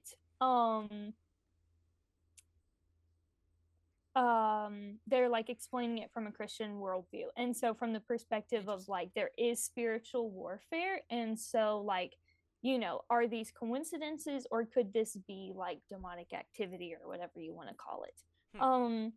And kind of explain it from that point of view. I did listen to one episode and it freaked me out like for days on end, because I think it almost bridged the gap between those two mindsets of like, okay, this is scary stuff that's happening like in our world that I live in, like in the country that I live in. And so it was like, this is, yeah, I did not like that show. There's a lot of people here who like it, but I'm not a fan. No, so. I get that, because that is the one thing that will that stuff really freaks me out.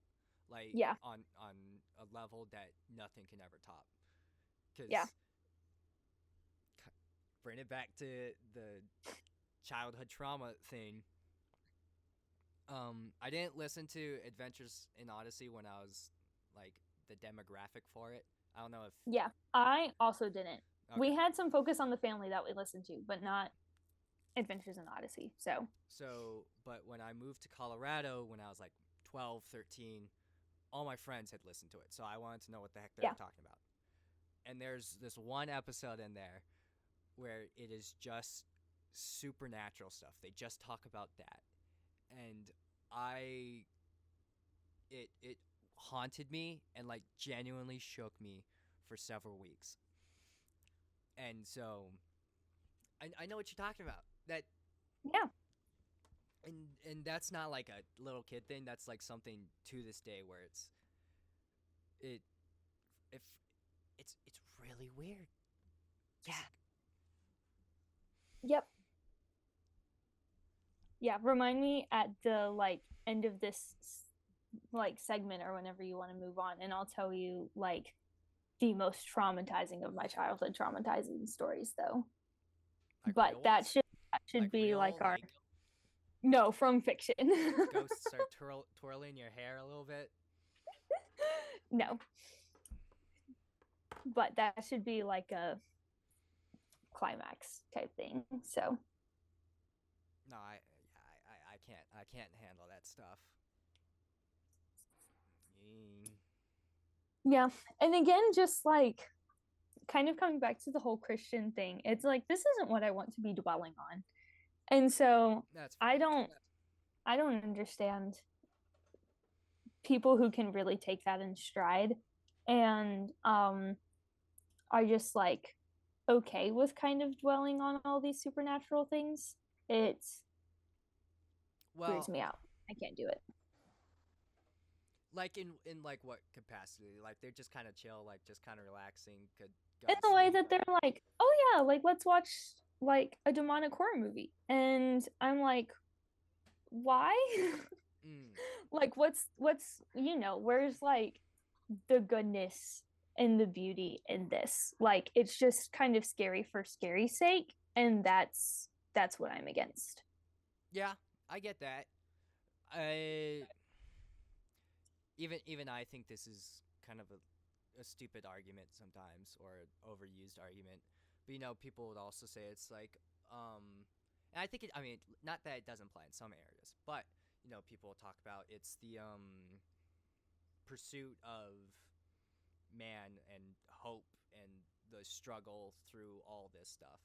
Like when the good guy wins in the end. Does that sweeten the deal for you a little bit, or is it just? I mean, I can get that from watching Tangled, you know, like that's fair. There's a lot of other places where you can get, because I do agree you have that arc of like good overcoming evil is necessary and is good. Um, but there's a lot of other ways that you can do that instead of having the focus of the movie be the evil. You know what I mean? Yeah. And so like in the Daily Wire movie I watched, Run Hide Fight, it's, you know, this movie about this high school shooting, but all of the focus is on like the main character who's trying to like help all of the other students and eventually like trying to stop the school shooters, I guess, like stop the bad guys. And so there is this clear cut between good and evil, and obviously evil is very present in the film, but that's not like the focus of it. Like the focus of it is her and her bravery and her overcoming this. Whereas I feel like with scary movies, like the focus of it is kind of the scare factor.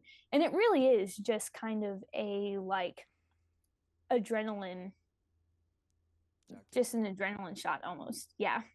I can see that. And So, I'm not the biggest fan of horror movies either. Mostly because I think they're lazy. But yeah, that's fair. I do understand that where it is a lot to ingest in stride, as you say. Yeah. Yeah, if it's just if your like only argument is it's the trope of good conquering evil and that's all you've got going for it, I kind of question whether the benefits outweigh the cost. I agree. I agree. So, So should you scare the crap out of kids? actually, it's really funny. One of my really good friends up at school here is we watched this one show. What was it called? Over Over the Garden Wall, maybe? Okay. Do you know what show I'm talking about? Yeah. So that was like one of her favorite shows growing up. Like she loved that show. Yeah. And so she's very much like, yeah, we should show kids like the dark side of the world because the world is a dark place and we should not like hide that from kids. And so um that's kind of her thing, and we watched Over the Garden Wall right before the summer went out, and I was like, so much about you makes sense after watching it. You know the pigeon character or She's the bird? the girl, What kind right? of bird is it? Yeah, That's her the personality. bird. That is her. Like she is the bird. I'm the little brother, Greg. Is it Greg? Yeah, Greg the one? Yeah. I'm much more Greg style. I like But him. so um I think when it comes to kids, like you don't want to hide Torture evil them. from them Torture them. because you do want it to be a clear cut between good and evil. Like, you know, we were having this conversation yesterday about Disney movies and whether you should let your kids watch Disney movies and stuff. And I was talking about how in all of these like classic Disney movies, there's such a clear line between good and evil that kind of as you get into more modern movies is blurred a little. And so like when you watch Cinderella, you know, you don't think, oh, her parents are bad. You think that's the evil stepmother. Like, Yeah. she's the bad guy that has to be defeated. When you watch Tangled, you see Mother Gothel and you say, oh, that's the evil stepmother. Like, she has to be defeated. Um, and like you see Ursula in The Little Mermaid or Gaston in Beauty and the Beast. And so, like, there is this presence of evil. Um, and I think introducing the concept of, you know, this is a bad thing. This is someone who holds all these bad values. These are things that we condemn. And these are the people who are ultimately defeated in the end, is good for kids to know. And upholding like the good and the righteous is necessary and is a good thing. I think the level of showing them the darkness of like the world is just kind of grows with maturity and getting older. Like, you know, we were talking about this. I was like, okay, so maybe a 5, 6 year old watches, you know, Sleeping Beauty and Cinderella and Tangled and sees like, okay, this is good and this is evil. Um, and then maybe once they're older, then they're watching kind of things like Moana, where they're kind of like is a bad guy but also isn't really a sense of evil, you know Yeah. what I mean? Yeah. And so just kind of then introducing more complex ideas and evil in the world. But there also is just a lot of evil and darkness in the world. And so I think when you come to stories and narratives, the focus should be on overcoming that. Because ultimately, as Christians, we know in the end that goodness is going to win and that righteousness is going to end up on top. And so I think that there's definitely a balance there. So, Yeah. Yeah, that makes total sense. I First off, I've only seen the whole series once, but Over the Garden Wall is great. But it's a strange series, but I thoroughly enjoyed it. but like and as you're saying, it's like it's a clear cut path for the most part. It's like Yeah. this guy is the bad guy. That Mm-hmm. guy you're wetting your pants to, well, he's bad, so you're in luck. Yeah. But with yeah, because he brought it up and it made me think a little bit. It's like with Moana and with all the storytelling that's like we're trying to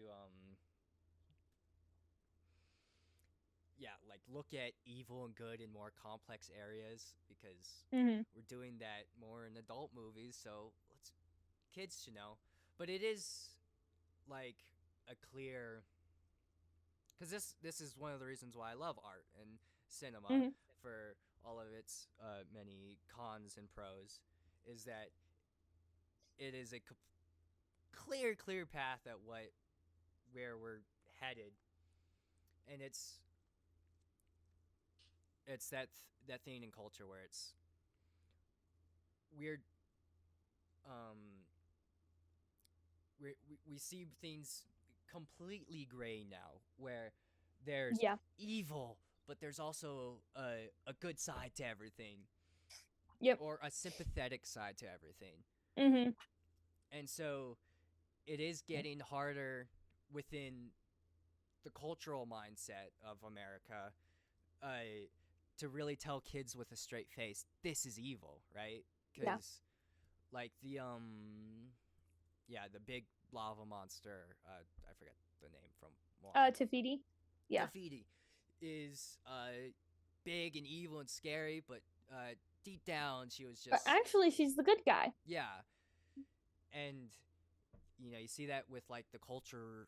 I don't. I want to say culture war, but it's not culture war. It's what everyone's trying to talk about cultures and Yeah. from other countries. It's like, oh, this is a bad thing, but don't forget it's their culture and it's their way of thinking. Like Yep. I took I took an art history college class. Art history. Art history. Okay. I want to get that seared into your brain. Art history. Okay. Art history. I got you. And so we are going through, Western art from like the start of the 1900s, or I can't remember, maybe like late 1800s, Okay. to present day.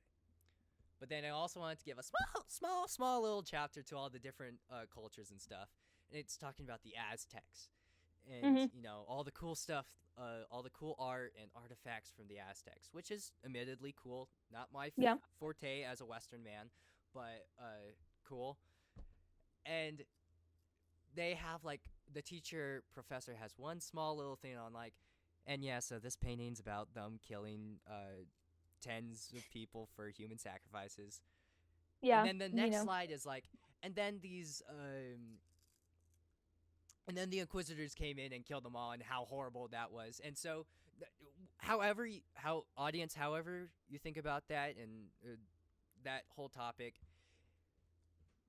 however you think about it, it is a little funny that you just kind of like blaze past that as a horribly sad thing, Yeah, because they I mean, I was reading about them in my one of my history books and was underlining the part where they were talking about like ripping people's hearts out, and I was like, it's Indiana Jones. Like this is bad stuff. Yeah, it's horrible, no good stuff. But we we want to focus on them getting killed by white guys and not them killing themselves as well. And again, this is kind of going into culture war stuff, and Yeah. but it's just we're trying to see the good in everything, but we're kind of overlooking a lot of bad or like skirting a lot of bad, and so we're so focused in that in culture, and so it's I will say it's wrong, but part of me jokingly quote unquote sympathizes with it. It's like, what else if you're on that path and on that train of thinking, what the heck are you supposed to tell a kid, you know? Yeah. It's like, that's a bad man, but don't tell him Well, that. also he could be good. Yeah. Yeah, and that was my biggest problem kind of with the Maleficent movie is that's exactly like it wasn't even just like blurring the lines, like it was completely flipping what good and evil was. And like the first time I saw that movie, I really liked it because I'm a huge fan of Maleficent and I thought Angelina Jolie did really well in that movie. But upon second or third watch, I was like, wait a second. This is saying that the bad guy is actually the good guy and the good guy is the bad guy. Yeah. And I was like, what a horrible message. Like, what a terrible thing to tell all of these kids is, you know, actually, these good people are the bad people. And they're like the people who need to be stopped. And these bad guys that, you know, we're supposed to be afraid of and stand up to, they're just really, you know, misunderstood, or they what's the other excuse that is like my favorite excuse? Just like, you know, had a bad childhood or whatever. Like it's what they did in the Grinch movie, the newest Grinch movie. Don't get me wrong, I love it, but they were like, you know, he was a rejected child and that's why he's bad, and so it's society's fault. And I'm like, why? Like, yeah, I see that. and so yeah, it's just, yeah, I think the clearer the cut, especially for like little kids, the clearer the cut between good and evil, just the better that it is, because then it gives them the opportunity to later on, when those lines kind of get blurred and there is a bit of gray area, to have a foundation of what good and evil is, instead of just never building that foundation to begin with. That's a good point. We want to make sure our kids are able to watch Whiplash with nice eyes. I like Whiplash. I love Whiplash. It's coming back in theaters September. Is it really? I'm gonna go see it. Dude, I'm gonna. When in September? September 20th, I believe. Oh, dang it. My birthday is at the beginning of September. I was like, I totally would do that for my birthday, but cheat day. Oh well. Cheat day. Yeah. I'm not above going to the theaters, so obviously. I'm surprised. Do you think that's also why there's not like a main villain in a lot of kids movies now? Because I feel like that's more popular. Like one thing that kind of comes up is like Inside Out. Like sure, Sadness is an antagonist, but she's not like a villain. Yeah, there's not really. Do you think that's really like the bad guy in Inside Out is time? Time? I feel like it's not even, it's not manifested in a person. But I also think that Inside Out is for older audiences. Well, most Pixar movies are. Just yeah, that's very fair.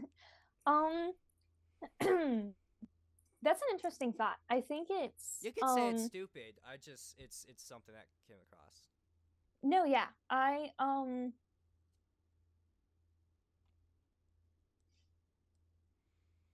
She's contemplating. Yeah, I feel like there's not really a. We don't really have any more hard set. This is the bad guy villains. It's either, like, even just thinking back to.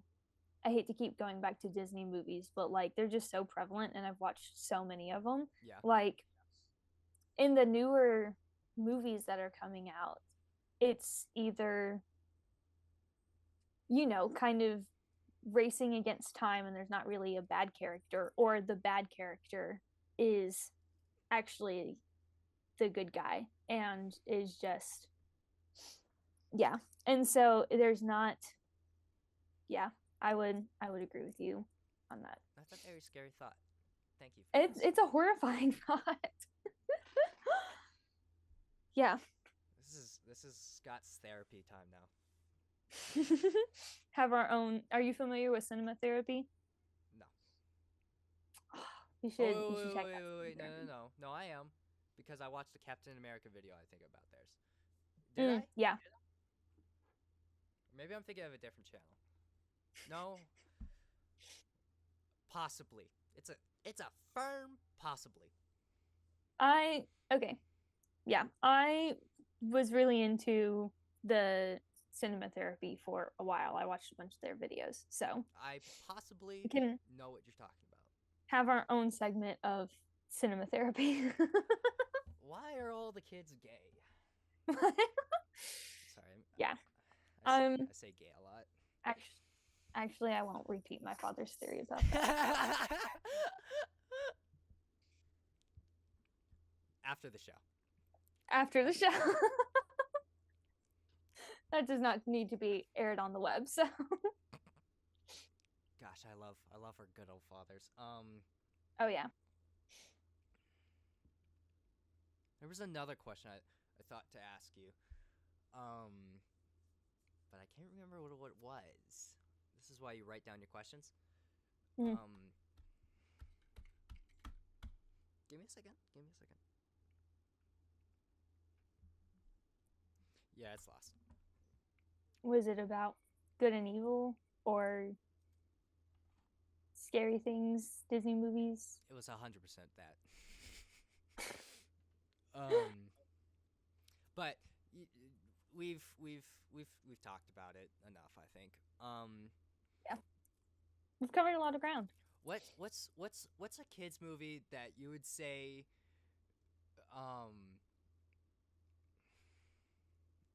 it's kind of a cringy way to put this, but like well, here, let's stay on theme, and so it sounds less cringy. What did kind of set a firm? I know exactly what I was gonna ask. Okay, what were you gonna ask? Okay, so I tend to put people on the spot in these in these shows, so I Okay. apologize in advance. So Maleficent, and I've seen that one. I have not seen Cruella. What's the difference?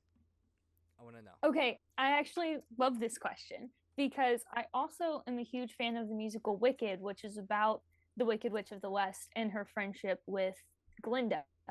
The two witches from the Wizard of Oz. Uh-huh. I think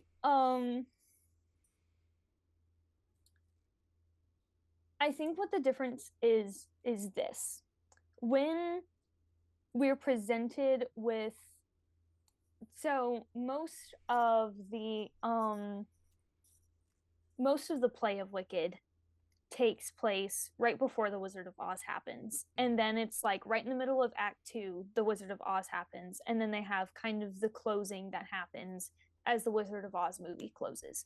So the last like 20-30 minutes of the play is kind of taking place alongside the Wizard of Oz almost.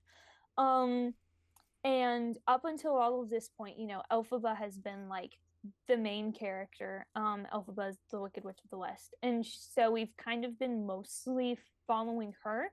And up until now, she's been portrayed as, society hates her because she has green skin, and she's also really good at this like weird dark magic-y stuff, and is just kind of the scapegoat for society almost. And so all the way up until the Wizard of Oz movies happen, she's this good character. And then something happens in the story and the narrative kind of flips, and she says basically, okay, fine, if you want me to be the bad guy, I'll be the bad guy, and just like goes absolutely haywire, like loses her mind, and is basically becomes the Wicked Witch of the West that we see in the Wizard of Oz movie. And for a short segment of the play, that's the character who she is, just like crazy, evil, fully embraced the bad. And then there's like a moment at the end when she's speaking with Glinda when she realizes that she is in the wrong, and that she kind of doesn't have any other option but to kind of pay the punishment for the choices that she's made. And so she says like, I realize I've been bad, but I also realize that I have to like live with the consequences of that. Spoiler alert if like you don't want to know how it ends, but you know, the Wizard of Oz, she dies. That In was the too play, genuine. That was too genuine. That genuinely, I was like sucked in. It was like, yes, yes. well, so in the play, this is spoilers for in the play. In the Oh, play, okay, she doesn't actually die. She fakes her own death. And so okay. everyone thinks that she dies, but regardless, she has to leave the land of Oz, and from that point on is known as the Wicked Witch of the West. And that's how she kind of lives on in the Gotcha. Wizard of Oz. And so I kind of feel similarly about Cruella. Cruella doesn't really have that having to pay the consequences for your action side of things, but it does have Emma Stone, and in my mind, those things just like equal out because I love Emma Stone. Um, Okay. and so, but it does have this moment in the movie where she goes just crazy, and you can tell that she's actually like, okay, in this moment, she's the bad guy.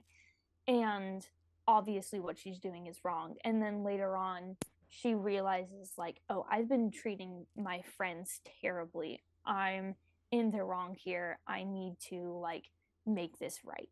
And in Cruella, they have kind of like, she's kind of like second tier bad guy, and they have like a first tier bad guy. Mm-hmm. And so she ends up like defeating second tier bad guy, or the first tier bad guy, I should say. Um, but it is kind of, there's this moment where you see very clearly that she's in the wrong, and then the main character realizes that they're in the wrong and repents of that.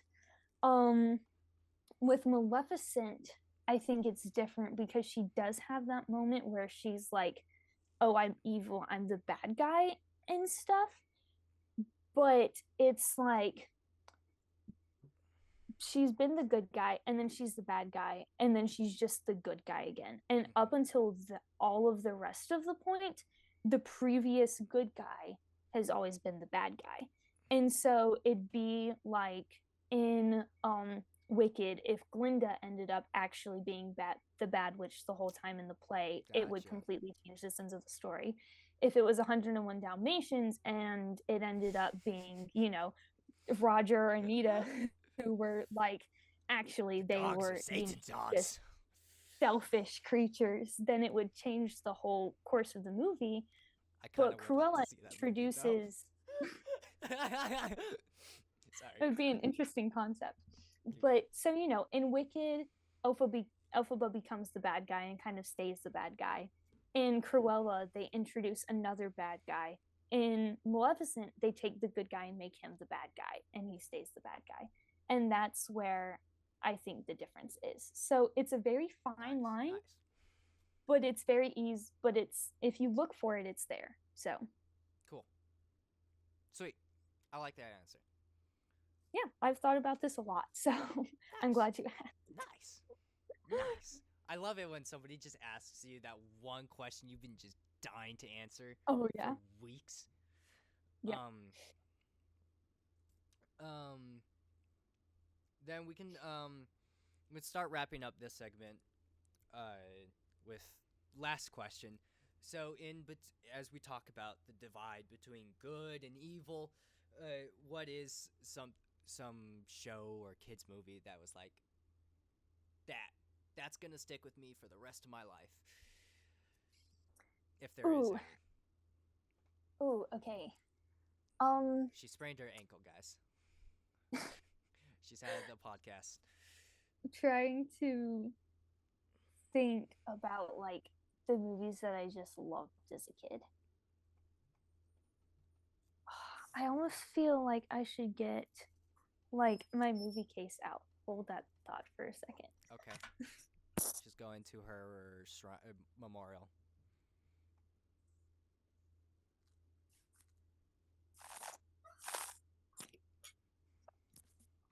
Okay, I have retrieved my movie case.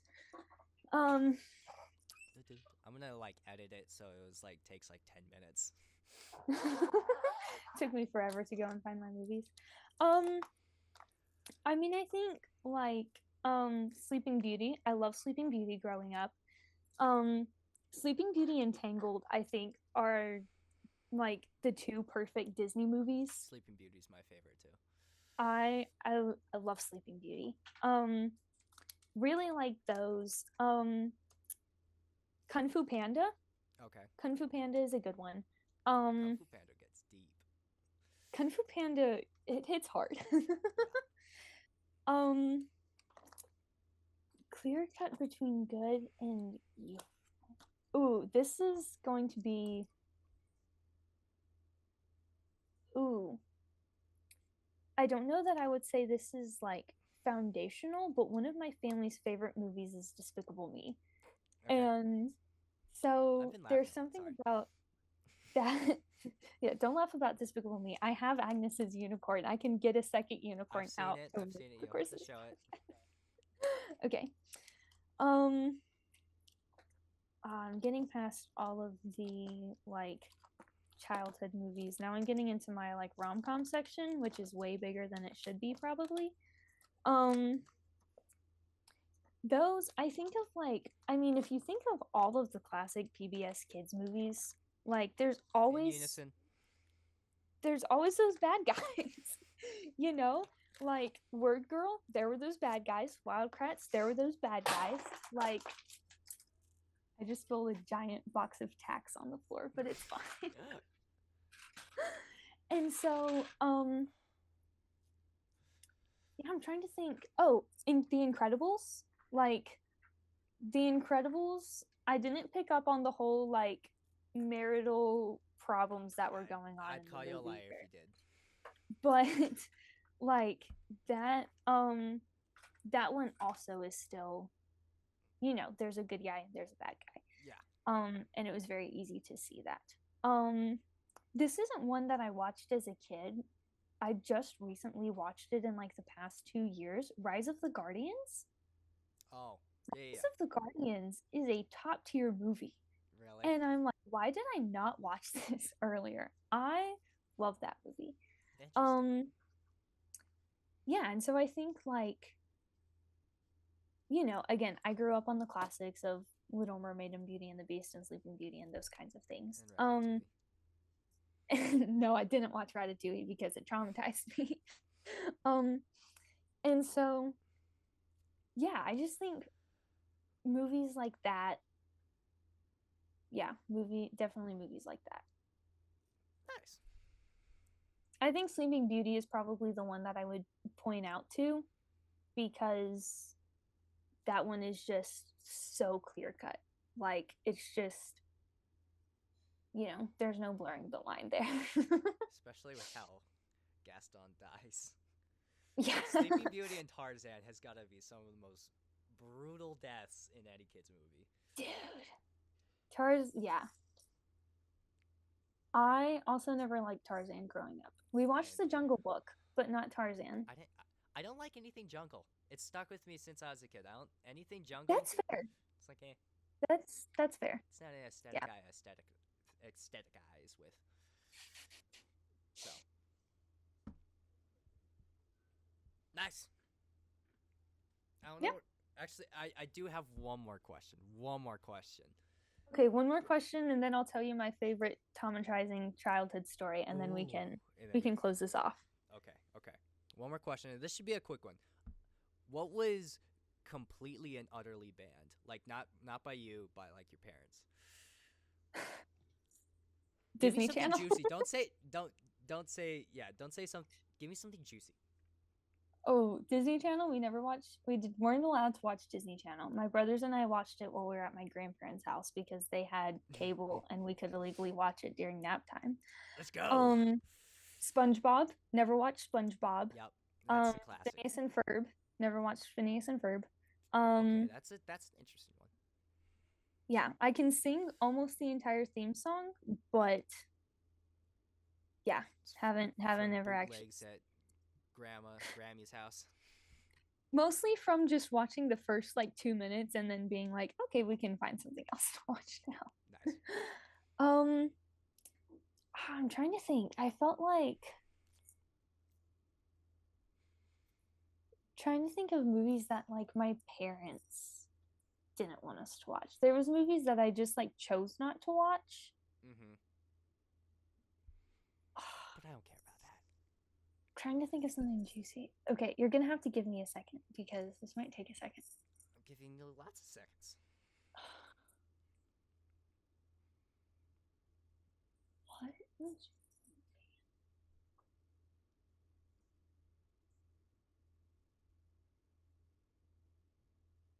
Is this like stuff that still to this day is banned, or like stuff that just was banned for a while, but now the ban has been lifted? I've never been asked that before. I don't know. Any?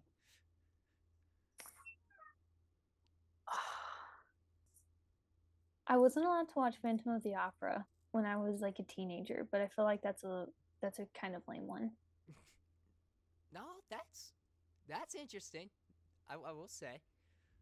That freak I actually watched that way too young because I was that's one I watched Phantom at of my the Opera? grandparents. Yes. Nice. And The movie is terrible. The Broadway play is 10 out of 10. The movie is just I terrible. remember. I love the song and the guy's face scared me but also reminded me of like traditional hot spicy wings. Interesting. Oh, I feel like I just had a really good one. But I'm trying to remember it now. I felt like there maybe was a book that I wasn't allowed to read for the longest time. I would also say The Hunger Games, but The Hunger Games I also feel like isn't super spicy. No, I wasn't allowed to watch The Hunger Games for a really long time. Song games? No, The Hunger Games. Oh, okay. I was like, what's song games? Ew. Pokemon also was banned for a while. Pokemon was banned. Is that because of all the satanic propaganda about it? Oh, we weren't really sure why. Oh, okay. Mom just didn't want us to watch it for a long time, and then she finally was like, "Sure, y'all can watch it." So we watched it for a little bit, and then gotta catch 'em all. I'm trying. I want to think of a really good one.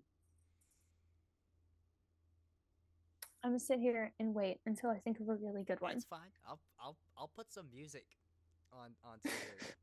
Gonna put some elevator music onto my really long thinking session. Oh yeah. I feel like I should almost text my brothers and be like, "Hey, what weren't we allowed to watch as kids?" Do you know why Phineas and Ferb? Because I'm still stuck on that one. That one's interesting to me. I actually don't know. Cause like SpongeBob, I get. I was the only person I ever knew who was allowed to watch SpongeBob, but pretty much everyone I knew watched Phineas and Ferb. Not to make you seem like an outcast, but that's okay.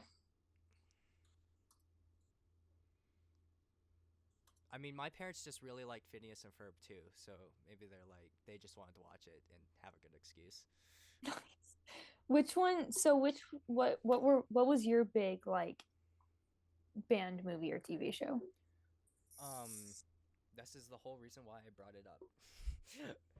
So it's not particularly juicy necessarily, because this was the same for a lot of other kids. Adventure Time. Adventure Time was completely and utterly banned. And so when I turned 18, said, "Screw you, Mom!" And then I watched all 10 seasons. They have 10 seasons of that show. And that was a joke, FYI. I love my mom. But and so I watched all of it binged the whole thing. I think I did it before I think I did it during like summer break. Um, and that was the summer before I started working. So all of it at 18 years old, I could barely handle it. So I was like, Now it's your persona. So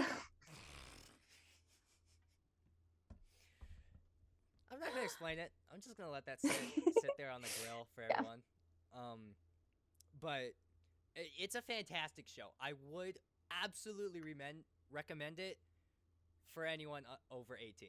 It is. If you Interesting. don't take drugs, that's your solution. Okay. I don't know that I could handle 10 seasons of that show. It's fantastic, but yeah, it's trippy and disturbing, and yeah, like I said, at 18 I could barely handle it. Interesting. Yeah, I can't think of a particularly spicy answer, so I think my final answer is gonna have to be Phineas and Ferb. That one's strange to me. Yeah. I have to call your mom. It's like, so what was that about? Phineas and Ferb question mark? Not say I'm judging. I Oh. want to know the reasons. Here's the other one. I also have never seen the original Jumanji movie, but that was because it scared my younger brother, and so we weren't allowed to watch it because it was scary. Nice. Props to him So, for ruining that. yeah. It was on my list of movies to watch over the summer that I didn't quite get to, but Watch it. I really need to. But Robin Williams. There's no other answer you need. There's nothing more that you need here. yeah. Okay, well, I think we can end it there. And so, traumatizing story. Traumatizing story. Okay. To bring it all up to wraps, we talked Please. about, good versus evil, and Please. Please. Are you ready for this? Okay. So you mentioned Adventures in Odyssey. We did not listen to Adventures in Odyssey. We listened to the Focus on the Family audio dramas of the Chronicles of Narnia. Okay. Obviously, love C.S. Lewis, love the Chronicles of Narnia. But that was like our thing on road trips. Was Mom would put the Chronicles of Narnia into the minivan, and we respect that so much more. The Chronicles, dude, that's nostalgia right there. Great childhood memories.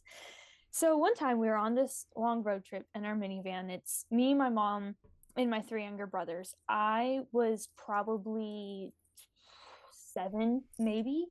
And so 7 or 8. And so my brothers were probably like 5, 6, 7. We were all like in that kind of range. And then my youngest brother was like 2 or 3, so he's like passed out in the back seat.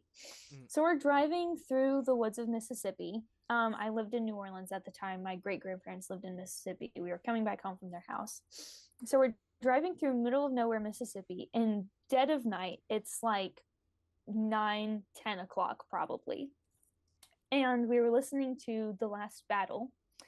And it gets to the one scene where I cannot remember the bad guy's name, like the evil character. Do you know who I'm talking about? I haven't read that book forever. I can't. I always want to call him like Roz, but I think I just associate him with Ra's al Ghul, and I know that that's not who it is.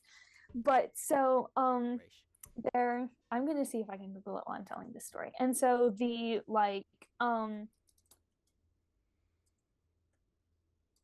Last Battle. So the kids are like in the forest or whatever, and all of a sudden the music gets really dark, and they introduce this bad guy. There's like this cloud of black mist that comes in.